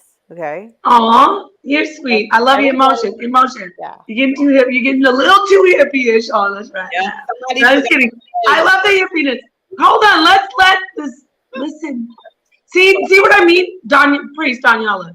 The three of us, Robin, Freedom, In Motion, and me, we're like, I want to do that sound like, you know, I can't do. Well, we go in and we speak a little bit deeper. You probably have to watch us over and over to understand. I think I know what she means. But Dulcinea, it's about like literally when we're talking about like connectedness and what we teach, how we're connected. Look at us in this sense of it's a bitter cold all over the world, literally over our country. It is not bitter cold in Arizona. Stop the count. It's very cold. It's 60 degrees here. Excuse me. No, it's very cold. If I could, you sound like that song. It's Christmas time. No, it's cold here. There's no need to be afraid. But anyway, I don't mean to cut you off, In Motion, but I love you. Hold that thought. Hold that thought, Freedom. Hold that thought, In Motion. Dulcinea has a beautiful son, Priest. He is doing so well. She's a great mother. He's an autistic young child, but he's so intelligent and he's so expressive. So she turns her camera off sometimes, and she shares this with everybody. It's not something that's private, and it shouldn't be. We should talk more about that. I would like to hear the Hebrews talk about that, and I want to take that into health. You see how I keep going back to health, because health is so important. I had the pleasure of meeting your wife, your beautiful wife, and can you give me her name? So I won't just have to say your wife. I want to get her name, and I also want to drop her information in the chat. So anyway, you'll get that, but listen to me, Priest Danyahla.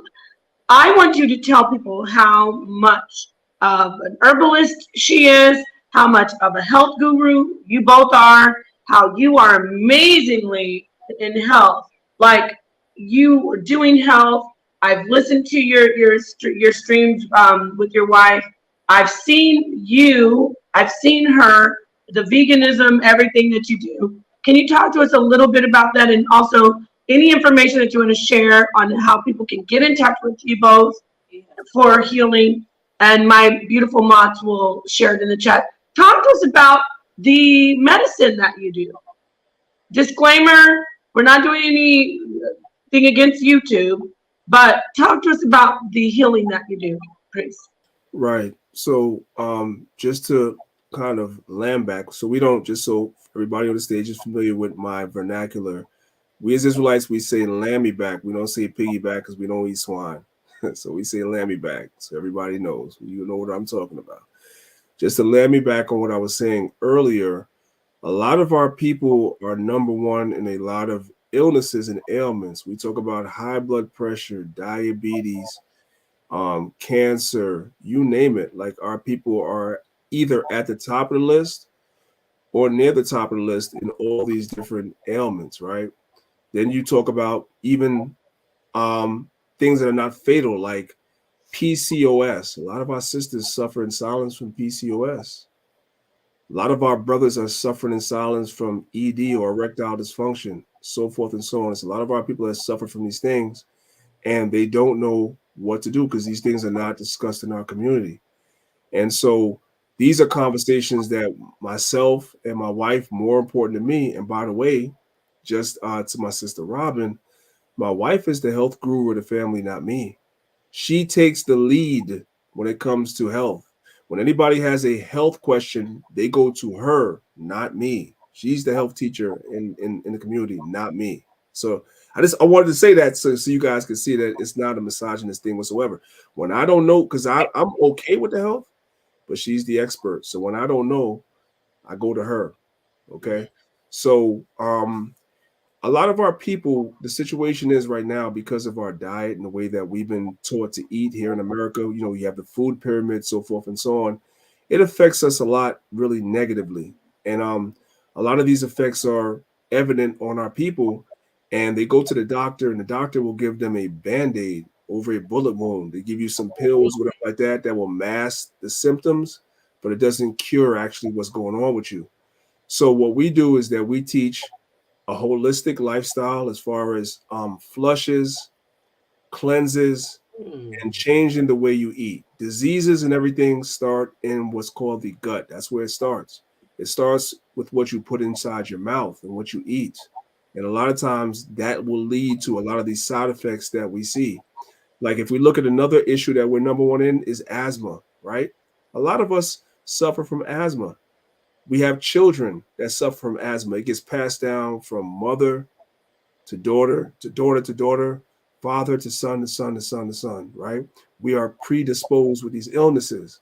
And then we feed these illnesses with the things that we put in our mouth, right? So somebody that's predisposed to asthma will eat a lot of dairy products. They eat a lot of chocolate, which is filled with milk and cheese and cookies and all these different things that have a lot of these creams in it that has a lot of high concentration of milk, cow's milk inside of it, which builds up the phlegm, right? The mucus in your system, right? Mucus is a good thing. Let me say that. Dr. Sebi was not teaching. I don't think he really elaborated on this as well as he probably should have. But those that have an ear could understand what Dr. Sebi was teaching. Dr. Sebi was not teaching that mucus is bad. That's not what he was teaching. What Dr. Sebi was trying to show us, if we were listening to what he was saying, was an excess of mucus is bad. When you have mucus in excess, because mucus is good, right? You have mucus that lines the bottom of your stomach that keeps the acids from your stomach from burning holes in your stomach. So you have mucus in your system that's good. It's absolutely good. But there are a lot of foods that we eat that cause an excess of mucus. And one of the side effects of that is asthma, which ravages our community in great numbers, more so than any other community. And a lot of our children are born predisposed to asthma. And then we as parents, we're giving them cow's milk, we're giving them chocolate, we're feeding them cookies and cheese and cakes and all this stuff like that. And then we're wondering why our children have these high rates of asthma in our community because nobody is teaching our people even how to eat. That the food pyramid that we're learning in school is wrong. So basically what I'm saying in a nutshell, and you guys can ask more pointed questions. I think I'm better if you guys ask pointed questions, but what I'm showing you, brothers and sisters, is that everything, like we just look at it and say that everything that we were taught historically, we have to look at and revamp. Everything that we were taught, quote unquote, religiously, we have to look at and revamp. It's like black people can accept that. But guess what, black folks? Everything that you were taught to put in your mouth and eat, and everything that you were taught about health, that stuff is wrong too. You got to throw that in the same garbage that you throw the history that you were taught and the religion that you were taught. You got to throw your diet and what you were taught in this country. You got to throw that in the same garbage you threw your religion and your history and start over. Yeah. Because we are too high on every, and it's not by accident that we're so high on all these illnesses and everything. It's because we haven't been taught the right things in this society. Period. Well, Wow, thank you so much for yeah, that. thank Before you. we wait, emotion, I'm so sorry. Please, Danyahla, can you give the information on how people, so my mods, my amazing mods, can reshare it, how people can get in touch with your wife and her healing, and what is it? I know her name, but I don't want to mess it up. Can you say your wife's name? Yes, Salaki says my wife's name is Sister Malika. I'm trying to type in the chat, but for some reason it won't allow me to type in the chat. I don't know if Are you trying to type in the public chat? Yeah, but I'm Just say it, and they will. Especially, you see Max Bird. You know He's what? like he's the goat of all mods, and I'm not playing. Are you in New York? I am in New York. And you mail items out? Because I live in Delaware. Uh-huh. I live in Delaware. You mail the items? Yes, absolutely. Give me 1 second. Yes, let's get the information out so we can get people. 1 second. I'm gonna go on mute for 1 second. Give me 1 second. Okay, all right. Well, go ahead. In motion, I cut you off. Yeah. Go ahead, and then yeah, no, this sister, his wife, Sister Malika, I actually had some of a tonic that she made, and it was tasty. You think you're just having a nice time, Jason, and enjoying it, but it's healing. It actually detoxes, balances out your pH and your gut. I loved it. It was great. I forget what it was. Gosh, well, I wish I remember what it was. I'm sorry. I'm going to throw it out there because, like, from being from the South and literally having this sense of slave mentality, where you come from like not just a sense of survival, but what we did for survival, right? It was rice, beans, pork. It was not even the best piece of pork. It was like, it was whatever, right? Everything that like put out there, right? And we're amazing people. Awesome. Right. So we are. So I'm trying to kind of make it all like make sense where we're now deciding what, and what Christ said was, it's not what comes into our bodies, it's what's in our bodies, right? Yes, in a spiritual sense. Yeah. Right. I love that. And you know what? That's great how, I mean, I don't know about the panel, but get your help needs here. Oh, there. Wait 1 second, y'all. I had to interrupt. Sister Malika's channel. Thank you, Priest Danyahla. And Max says, spell it out for us. Yeah, come back. The brother, this is this brother's been in the community for 30 years. Yeah. I mean, I'm barely 30, so. But listen, as women, we know. You didn't hear what I said. I said I'm barely 30, so that's. I'm barely 30, yeah. So. Okay, now we all can be barely 30. Wait, we all can be barely 30. Right? You're not doing that. Well, we know that, I mean, it's more so of. When did we stop eating pork? Because of religion? I haven't had pork. Pork is bad for you. Point blank, goddamn period.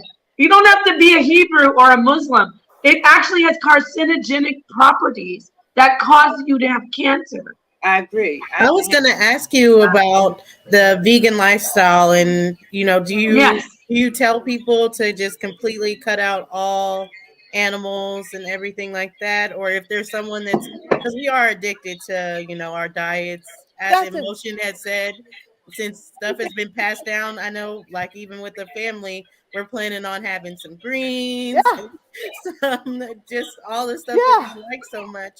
But do you say to just go and cut it out, Elder, and start fresh, plant-based, or what do you recommend for people? Like chicken, fish, or no? No, pure vegan. I'm speaking for you, Danyahla. Sorry. Yeah.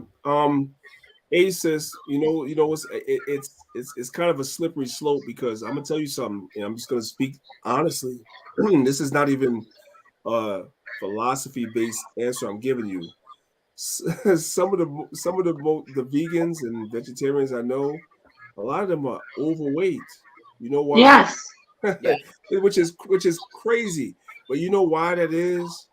Because they're overcompensating with everything else for the fact that they can't eat meat. Because meat definitely does fill you up. That's what it does. Let's be honest. What meat does is it fills you up.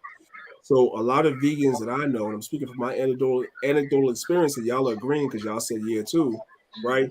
A lot of vegans and vegetarians you might see might be a little overweight because they're overcompensating with the carbohydrates, right? Yeah. So I tell people, man, that you have to really find the lifestyle that's best for you, right? There's no prohibition in the scriptures against eating meat whatsoever. If you know that you can't do without it and you're going to overcompensate with carbs, then maybe a vegetarian or vegan diet is not for you. Obviously, it's more healthy for a lot of reasons. Obviously, we can get into all that stuff like that. It's a lot more healthy, but it may not necessarily be for everybody if you're going to just overcompensate with carbohydrates and wind up with diabetes because carbohydrates have a high level of sugar in there. So you have vegetarians and vegans that are unhealthy as well. A healthy lifestyle is really about a good balance of what you eat, getting good sleep, and getting your behind in the gym and exercising too. Oh yeah, we can't I let you go agree. without letting people know. So I love. Wait, an emotion. Priest Danyahla, y'all can only see him from his face. He's like a bodybuilder. Mm-hmm. I mean, his physique. So, He's a bodybuilder, and I want to talk to real quick, emotion. I love you. She's on fire. This girl is on fire. Can I say something? No, because I'm dealing with kids in the community of a lot of these kids are very healthy, but they're not eating healthy. They're going to McDonald's. They're doing whatever, and they're surviving. So they're not healthy. Wait, they're healthy. You mean they look healthy? I mean that coming from a people, and let's be honest, that we're not coming from a greens and grains where everybody's coming up on vegan foods and we've taught our kids how to eat right, and then right. Lamont James is like an amazing person because he ate like completely organic food and everybody like it's amazing like that. It's like they did what they had to do, right? We are talking about a people that we are eating to build carb, understand what food is, what food isn't, and a people that it's not about like what you don't eat or don't. We're survival. We are America, right? We are hardly surviving, girl. People eating 50 pounds of steak right now. We are surviving. They're over. But you know what? I get what you're saying. We're Americans. We have everything. I want you to know, in motion. This brother, Priest Danyahla, look at the comment that Max Berg made. He is his wife. This is the thing why there is power couple when it comes to health. She does the eating, she does the health, the herbs, the medicine. Then he does the physical, like workout. How you can get your body in the best shape your body should be. You don't have to look like a supermodel. No. But I want to ask Priest Danyahla in motion. Just give me 1 second, and then you can come back in. You can come in and respond. Priest Danyahla is, I was trying to say, his physique is the type of physique you see when you see bodybuilders on Venice Beach or people in the gym all the time. And that's not like trying to be superficial or low vibrational. It's saying. What did you say, Robin? I say he did always had a nice body. I didn't say what you said. I did not say what she said, for the record, Lord. I love Robin. Robin just like, he does. Yeah, I didn't. But the brother is in shape, and we're showing him respect. We're not going to disrespect him because women don't want to be disrespected. I'm a part of the balance of if you can't do it to a woman, can't do it to men. So we're not going to sit here and objectify him. But Priest Danyahla is strong, and he's in shape, and his wife is beautiful and in shape. Right. So I want Priest Danyahla, address the comment that our brother Max Bird put up there and let people know. Just because I'm a Hebrew, I don't have to be, because there's that scripture. Don't say it. I'm a paraphrase. Wait, I got it. I have it. Go ahead, brother. You say it. Bodily exercise profit little. People try to use that. So I remember. No, say the whole scripture. Man, I don't remember the rest off the top of my head. They're basically saying, brother, don't worry about your body. Yeah. Just getting them books. Yeah. And then they look at you and they've used that on you before, huh? To shame you. Yeah. Talk to us, brother. Everybody mute out and let the brother address everything we said for a minute. Does your wife have an exercise channel? No, because stop. Don't answer that for a second. His wife does. She does the food and the health, and he trains his wife. But I'm talking about him. I'm trying to get him to address the people in the Hebrew Israelite community, and not just Hebrew Israelites, our people, but especially those who believe in the Bible. They say, "Oh, why are you so worried about your body, Danyahla? Why you look like Conan the Barbarian right now, bro? Oh, don't You say should be looking like TD Jakes. What the hell's wrong with you? Talk to us about that, brother. I'm muting out. We're all muting out. Yeah. So first of all, shout out to my man Max Bird. That's my brother. Much love to my brother. Concerning body weight exercises, that's the best exercises that you could ever do. You guys, if you could go online and look at videos, you can see people doing body weight exercises, pull-ups, push-ups, dips, Pilates, even certain forms of yoga, so forth and so on. You won't even be able to keep up with people doing body weight exercises if you do them properly without even lifting weights, right? Lifting weights is a good thing. The resistance will definitely cause your muscles to grow, right? But it also, if you don't do it correctly, will break down your joints, break down your muscles, so forth and so on, and you have a lot of injuries, and that's not a good thing. So body weight exercises is definitely the best way to go. You brothers, listen carefully to you brothers that are on Sister Napah's channel. Listen to me carefully. If I always talk to the brothers, this is very, very important, right? A lot of sisters have complaints about a lot of you brothers. A lot of you brothers, you sisters can just, y'all can fall back for a second. I'm talking to the brothers. A lot of you brothers are not holding it down in the bedroom. You're not. Let's keep it a buck, right? Because your behind needs to get in the gym. You don't need to do biceps. You don't need to do pull-ups. You don't need to do chest. You need to get on them leg machines. Do legs, right? Your legs are the biggest muscle group in your body. That's the biggest muscle group in your body. You need to be squatting, lunging, and doing all the different leg exercises to get the muscles and the blood circulating in your lower body, which will then eventually pump the blood to your extremities so you brothers could do better by our sisters in the bedroom. I'm just going to go ahead and leave that right there. A lot of you brothers, man, is popping pills. You brothers are in your 30s and you have erectile dysfunction. Just understand something, brothers. If you suffer from erectile, listen, I want the brothers to listen to me carefully. And you sisters that have men that you love, husbands, brothers, sisters, uncles, listen to me very carefully, right? Erectile dysfunction is a major warning sign for a man. What is it a major warning sign of?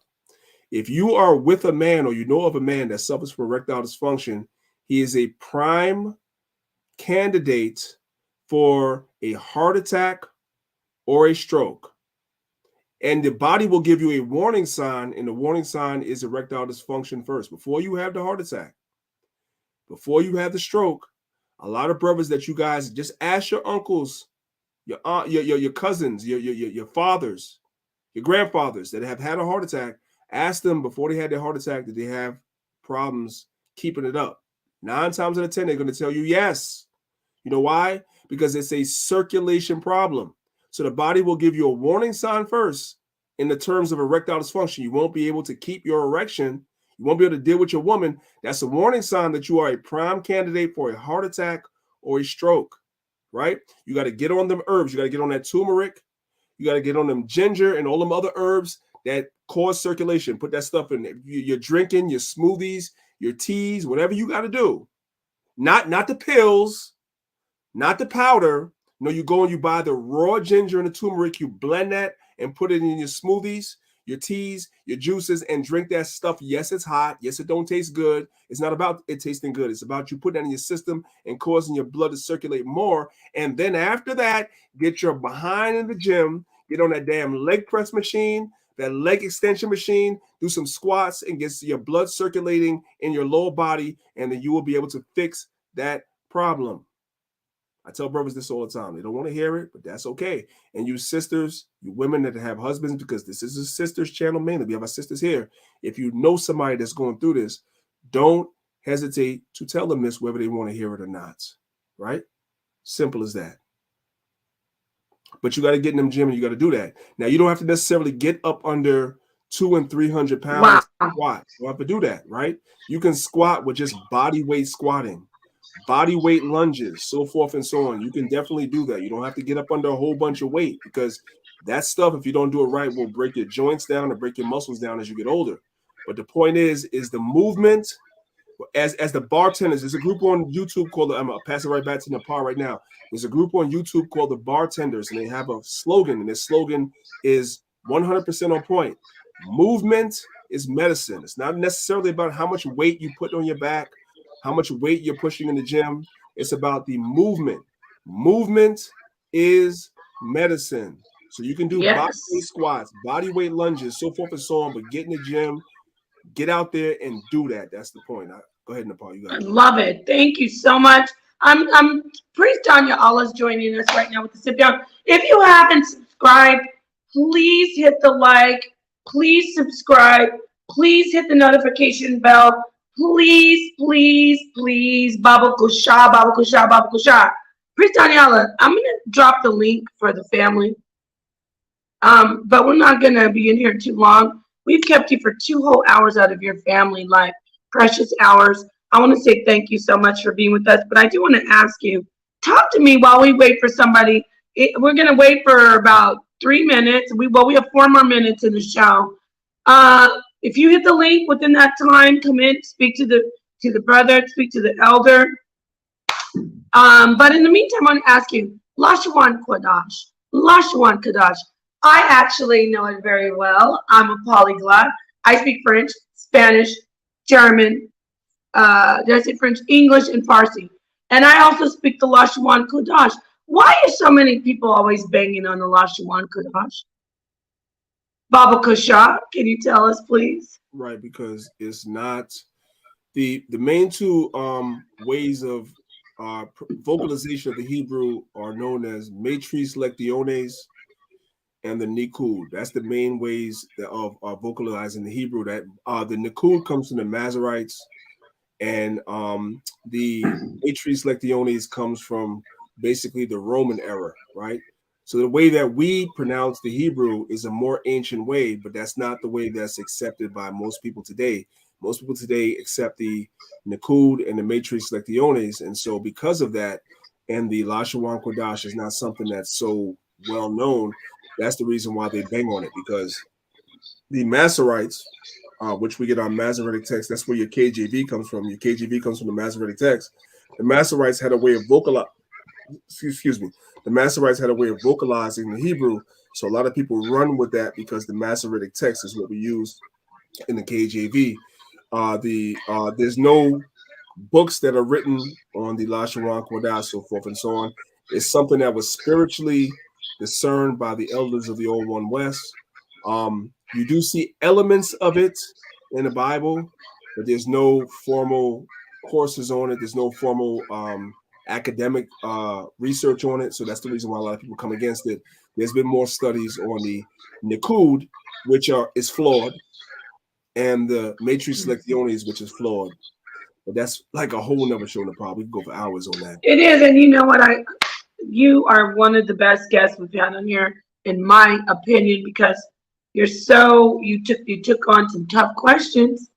You took on some tough questions. Most of the guests, they get to skate on with the whole back skate. But we have some beautiful sisters in here who had some real questions, but we love you. It's all love. It's all love to you and your wife and your family, and of course to the Hebrew Israelite family. I would love to bring you back. And you mentioned that Ron Dalton would come in. I'd like to bring you back on with him. I'd like to bring you back on with him. I'll talk to him because he definitely most likely if I talk to him, he'll definitely come on. Sister Robin is looking sideways at her camera like she. Sister Robin, I'm gonna let you know. You don't have enough time. You don't have enough time, Sister Robin. I can't ask you nothing. No, Robin. We've been on here for 2 hours. Robin, I did want to do the whole guess the age. Hold on, Leah. Let's get to Dulcinea. Robin, we're gonna Priest Danyahla. I want you to stay right here. We're gonna make the covenant. You're gonna come back on here. You don't have to promise for Ron Dalton, but will you join us again? Yeah, absolutely. I definitely would join you again. I enjoyed the conversation, and I would love for you to bring your wife. Yes, I will. Oh, I would love that. Next time, Sister Robin is gonna have like 50 questions. She ready to get me. She said she can't get me, but she can get me. Hey, you the host on the show. I'm just the guest. You can say whatever you want to say. Sis. I'll let Robin ask one more question, but first I gotta get to Dulcinea. Yeah, get it. Robin has them fireball questions that just they spark emotion, and emotion comes. No, I want to say I have a statement I want to make. Wait, Robin, let's baby girl. You're my heart. Robin, let Dulcinea, baby, sweetheart, queen, goddess, empress, mama, sister. Well, I was gonna lead to you, Robin, because I would say if I was guessing, I'd say 38 or anything. So that's why I'm like, I've been in, like, I couldn't have started. That's all she wanted to say. Who do you think is 38? I wanted to ask you. Who do you think is 38, Dulcinea? You think Danyahla? You think Brother Danyahla is 38? I know he's not, but he looks it. He looks young. He does, and that's help. Okay. Ask your question, Dulcinea, and then we'll go back to Robin and emotion. Best, you are the best, sis. Go ahead. Sis. I told you she's the best. The rest of us are. But we're cacti. We're cacti. I think everybody mute out so Dulcinea can ask a question. Mute out. On your health journey with what happened to your parents, did they transition because of their health or just normal things that were going on in our community, like the heart disease and the diabetes and things like that? Well, that's a great question, sis. So my father transitioned because of the streets. I'll just leave that there. My mother transitioned, because of her health. She was not on top of her health. And by the time she was so far gone in her illness, she started reading books like Back to Eden and stuff like that. But she was so far gone with the illness that it was, and this is me at 12 years old watching. My mother died when I was like 11 going on 12. My father died when I was 12. He was in the streets. So literally within a year, I lost both of my parents. But I can remember as a 11, 12-year-old, my mother reading a book like Back to Eden, but she was already sick and she didn't last. So that was something that stayed with me. Plus, my parents passed down some stuff to me, man. My father, I can remember him as a young man. My father was predisposed to asthma, which I also have, right? Well, I'm predisposed to, right? And in my young life, I remember as a child from 8, 9, 10 years old, I was going to the hospital every week, being put on that nebulizer in the hospital and being shot with all these different things the different shots they would give me to open up my lungs and so forth and so on. So I remember, and it wasn't until I got into my 30s that I realized, hey, I'm doing this to myself with what I'm eating. I'm like, I love cookies. I love the cookies with the cream, the Oreos, the cheese, all that stuff like that. It was me. And when I cut that stuff out of my diet, my asthma went away. So I was doing it to myself the whole time. But hopefully that answered your question. Yeah, my parents predisposed me to some things. But it was myself getting older and talking to some people that made me realize that I was kind of doing some of that stuff to myself, right? So hopefully that answered your question. It did. Thank you. Dale, I want to say that I love the Hebrew Israelites brother and sisterhood. That's one thing I really love about y'all. And do y'all, and you and your wife, do y'all do anything for like menopause? My wife does. She Yeah. does. She has stuff for menopause and stuff like that. Yeah, absolutely. Like I said, she's the herbalist of the family. So they've been sharing her. And if you look in the chat and go up a little bit, they've been sharing her YouTube page. She has Yes. videos for everything, Hmm. as you guys could see.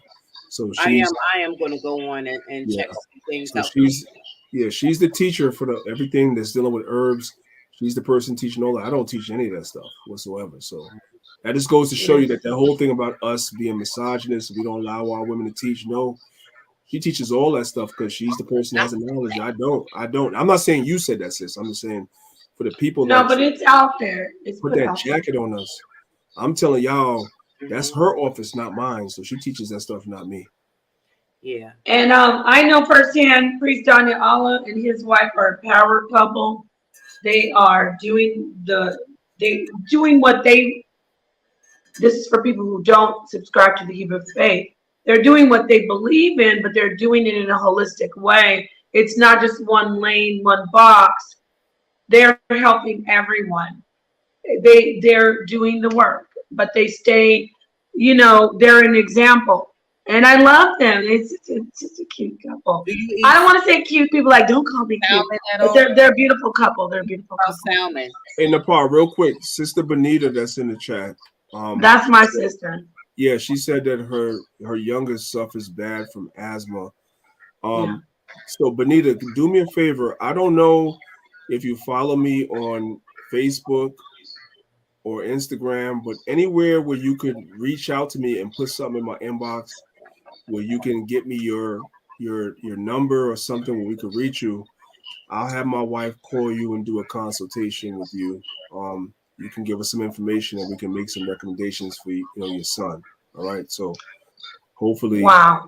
my name on Facebook, just so you know, is Daniel Benjamin. Right. Daniel Daniel. My last name is Benjamin. Very easy to spell. Just look me up, inbox me, and let me know that you're Benita from YouTube, and you're contacting me about your son and his asthma. And we'll get you a consultation, and we'll definitely try to get him right. Okay. And it's close to my heart because I'm that young man that was suffering with asthma as a young man too. I know what that is. Wow. You Wow. And let me tell you, Priest Danyahla, Bonita is one of the sisters that's very close to my heart. Everyone in here, we're a small group. Mrs. Graham, everyone in here, the brothers. Peace to you, Tahuti, to having another year of your life. But Bonita's gone through some hell, Priest Danyahla. She has recently, her and her family, her and her husband, shout out to the brother Don, her king, and their children. They had a drive-by on their house, and the day it happened, the Most High, Bonita's mother actually is in IUIC, but Bonita's not a Hebrew. She believes in the Most High. She follows the scriptures. My point is, this woman is phenomenal, and she was protected that night. Bullets whizzed by their head, and I think she said, what was it, 70 bullets, 50, something crazy. Their house was riddled with bullets. So for you to just speak about her reaching out to you, it's very spiritual, and I love it, and I love her. And I love your wife. I love you. I love the work. All praises to the Almighty Power, Yahweh, Achad, Bahashem Yahushai, Kwam Yasharallah. I'm going to let you close out, brother, because we're going to talk a little bit after. So say thank you to your wife for letting you spend this time with us. I want you to close out, and then we will let you go about your day, your night. All right. Well, first of all, Sister Benita, I see that you shared the Healthy Hebrews page on Facebook, which is great, but I need for you to inbox me personally though. Don't put nothing in the inbox on Healthy Hebrews because we're having problems with that group on Facebook. So make sure you inbox me directly at Daniel Benjamin. All right. Thank you, Nepal, for inviting me on your channel. I appreciate it. We go back like I said, 6 years. And a lot of people don't know that I knew Nepah before she was a part of the conscious community. And so I have a lot of love for Nepah, a lot of respect for Nepah and what she brings to the table. I appreciate what she's doing on the channel, trying to, reinforce and boost our sisters up as well. She already knows. I don't say much, right? I don't do a lot of interviews. I don't do a lot of videos on YouTube. I don't say much, right? So sometimes because I don't say much, people assume that I think this way or that way. But, just listen to what I say, right? Not what you might think I'm thinking, but think what I say, right? I appreciate what the sister is doing. So I know this is my man, 50 grand, going all the way back. He's opened up his platform and allowed me to come on his platform. And this is just an extension of that. So thank y'all. Thank you, Sister Robin, for all your questions and, the fire you bring and the passion you bring. I appreciate you. Look forward to having more conversations with you. Keep bringing the fire. I don't have a problem with it. I want you to know that. So when you come, you don't even have to qualify like, no, I already know. Just ask your question. That's what's up, right? Thank All right. I don't even know how many years we've been knowing each other. It's many, a lot. Right. Yes. I don't even remember the first time. I think the second time I saw you was when Young Pharaoh was supposed to come. I think the first time I seen you was at the event with Polite and SETI, like way back then. Way back then. Right. Absolutely, man. And my sister Dulce in the corner right there. Shout out to you. Shout out to your son. Right. We love our children, man. You know what I'm saying? We don't say that our children have problems. They're gifted, in their own way. I know children that are autistic right now that are, listen, okay, I probably shouldn't say this. So we're going to put our hands over our lips and work. You know what I'm saying? My job, I work actually with some autistic people. And these are some of the most intelligent and the most brilliant people I talk to. I'd rather talk to them than talk to people that don't have a problem on my job. I work at a place where they actually have, within my job, there's a contract that my job has. And the contract is with, they have to hire a certain amount of people with quote unquote disabilities. And some of the people that they hire with disabilities to fulfill the contract are autistic people. And I talk to them literally every day. And these people are intelligent. Some of them are functional autistic, meaning that these people, they know more about politics and what's going on in the world than me. They be telling me, I'm like, shit, I didn't know that. You know what I'm saying? You know what I'm saying? So all praises for your son. That ain't nothing. Thank you. Yeah. Right now he's turning 4 and he's nonverbal, but I always say it's like spiritual, definitely, because he's just so feeling and his emotions are so deep. You can just tell like he's so happy and joyous, and sometimes I feel bad and I'm like, I wish he was talking like other people, but then I just see him and I feel like we're still doing a good job and we're just in his time. And you, sis, reach out to me too. Daniel Benjamin on Facebook. Let's talk, because I don't know where you are, but there are programs and stuff like that where there are people that work with children that are autistic that have a skill or gift to bring that out to him where he can start talking and stuff like that and getting into himself. So let's try to work on that. You know what I'm saying? Absolutely. Thank you so much. Yes. We love our people, man. So thank you, Nepah, for inviting me to the channel. Thank you so much. I feel bad that emotion. I don't know if she dropped off, but I'm sure hopefully the next time you come on, she can say more to you. I wanted her to close out, but Priest Danyahla, hold on. Binyamin? Bunyamin, you close. Bunyamin. You know, that's the real ancient tongue, family. That's Lashwan Kadash. Banyamin. Prince Danyahla has joined us up Maccabee TV. You see the brother and the mods sharing his contact information, how you can follow him, how you can learn from him. You do this pod. It's not a podcast. It's a live about road rage or something. I watched it a couple times. Yeah. No? I get up it's 3 a.m. Eastern time is when I get up in the morning to go to work. So it's while I'm driving into work sometimes. I just turn the YouTube on and just start talking. Just talking, that's all. So I call it road rage. I'm talking. Follow, I'm mad that I follow gotta this get brother. up at 3 in the morning. I'm mad I gotta get up at 3 in the morning, so I call it road rage. You know what I'm saying? Yeah, it's not natural for us to do that, but thank you so much. Blessings to you, peace to you, Priest Danyahla. Shout out to Sonetter, the King of Consciousness, and for making this happen. And we will see you again soon, hopefully. Oh wait a minute, Emotion's coming back in. I think she wants to do say her goodbyes or her closeout, and then we'll let this brother go. Go ahead, Emotion, close out. I want to say thank you so much. God bless. You are amazing. From this next chapter, the next year, this is I have to say it's a good kickoff for the next. Yeah.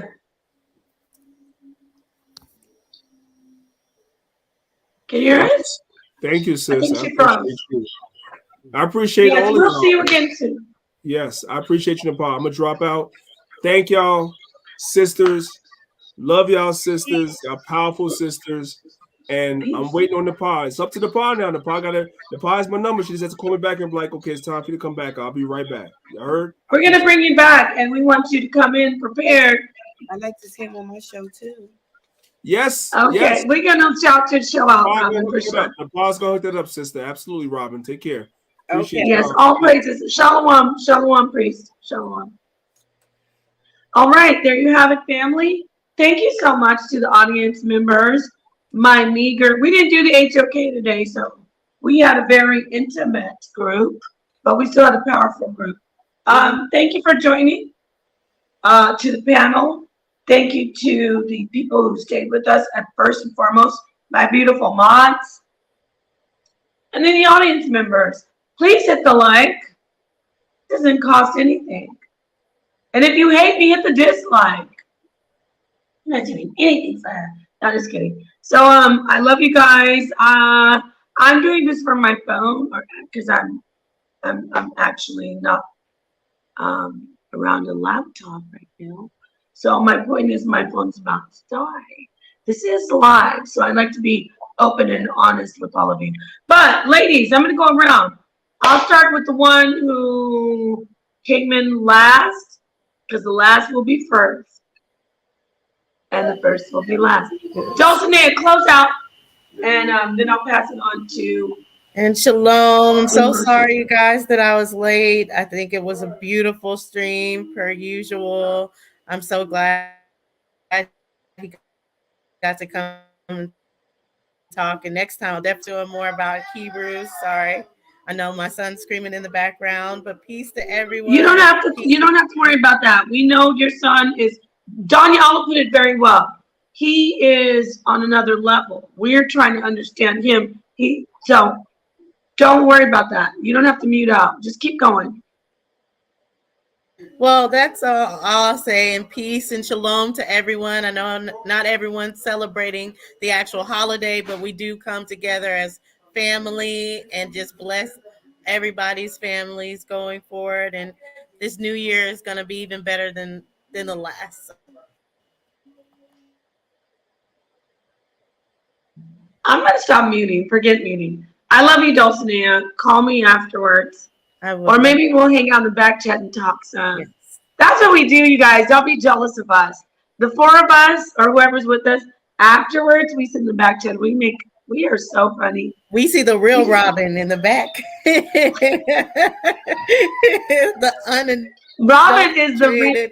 We see the real Emotion, the real Dulcinea, and you guys always see the real Napah. So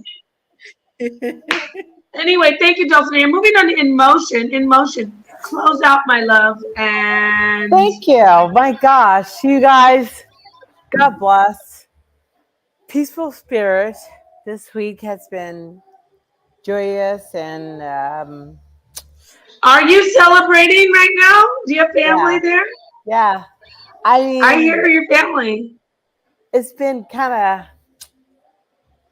of, a bit of a groove of celebration, of renewal of spirit, praise in the midst of dark. There's a light that's that's here. Like, and you, all of you are. That's why I'm hearing it out. Was like, I love you guys. I love you. I love I love you too. you. We love you. That's why we're here having a live stream, drinking wine. Danyahla is one of the most amazing elders I've known, though. Anyway, but thank you, in motion. Hold that thought. In the background is Aaliyah, which is like, Aaliyah, oh, that's me. I'm Aaliyah. yeah, Love you, babe. yeah. I can't even do it. I sound so crazy saying I'm Aaliyah. Love you, baby. And speaking of love you, baby, I want everybody to mute out. So my baby girl, no, I identify anyway. My baby girl, Freedom. Go ahead, Freedom. Close out. Well, I'm gonna close out by saying this week, this made me feel good because this week was really hard for me. I lost my brother this week, y'all. My eldest brother. Yeah, I know. I lost my eldest brother this week. I'm sorry. Yeah. And they found him. They found him in the. He was driving.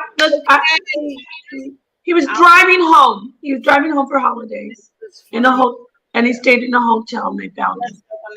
Yeah, and they found him. And I love you, Robin. I love you. So this cheered me up. I'm sorry.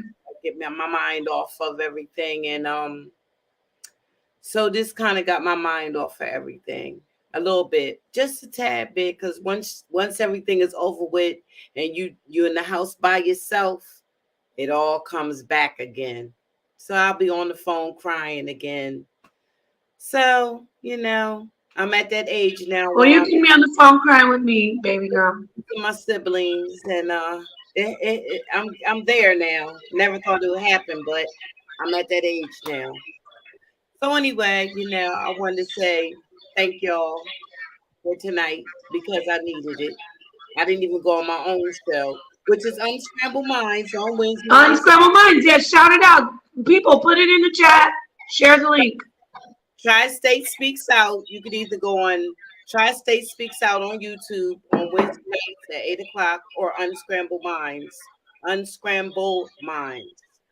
8 o'clock Wednesdays. I didn't do anything this Wednesday at 8, but because didn't your brother pass away just that same day? Yeah. Yep. Oh God, painful. I absolutely love all of these women. These are I love it. And you know what? If any sisters want to join us, you want to join the panel, you come in here with your heart on your sleeve. Yeah. But always know that while you have your heart in your sleeve, you're gonna be with us and we're gonna rub elbows. Hey, I like that. It's pretty good. Anyway, peace to the darkest minds of the light. Peace to the family. Peace to everyone celebrating. I almost said worshiping Christmas. Well, what is Miss Graham? I like to laugh. Everyone's celebrating Christmas. Bless you. I know you don't. Some of us don't. Some of us do. But I love you all. As long as you focus on the unfathomable almighty power and you don't harm others. That's all I want. Peace to praise Danyahla. That's all I have to say. Peace to the darkest minds of the light. I love you guys. I'm ending this. I hate to go, but we have to leave. Peace. All righty then.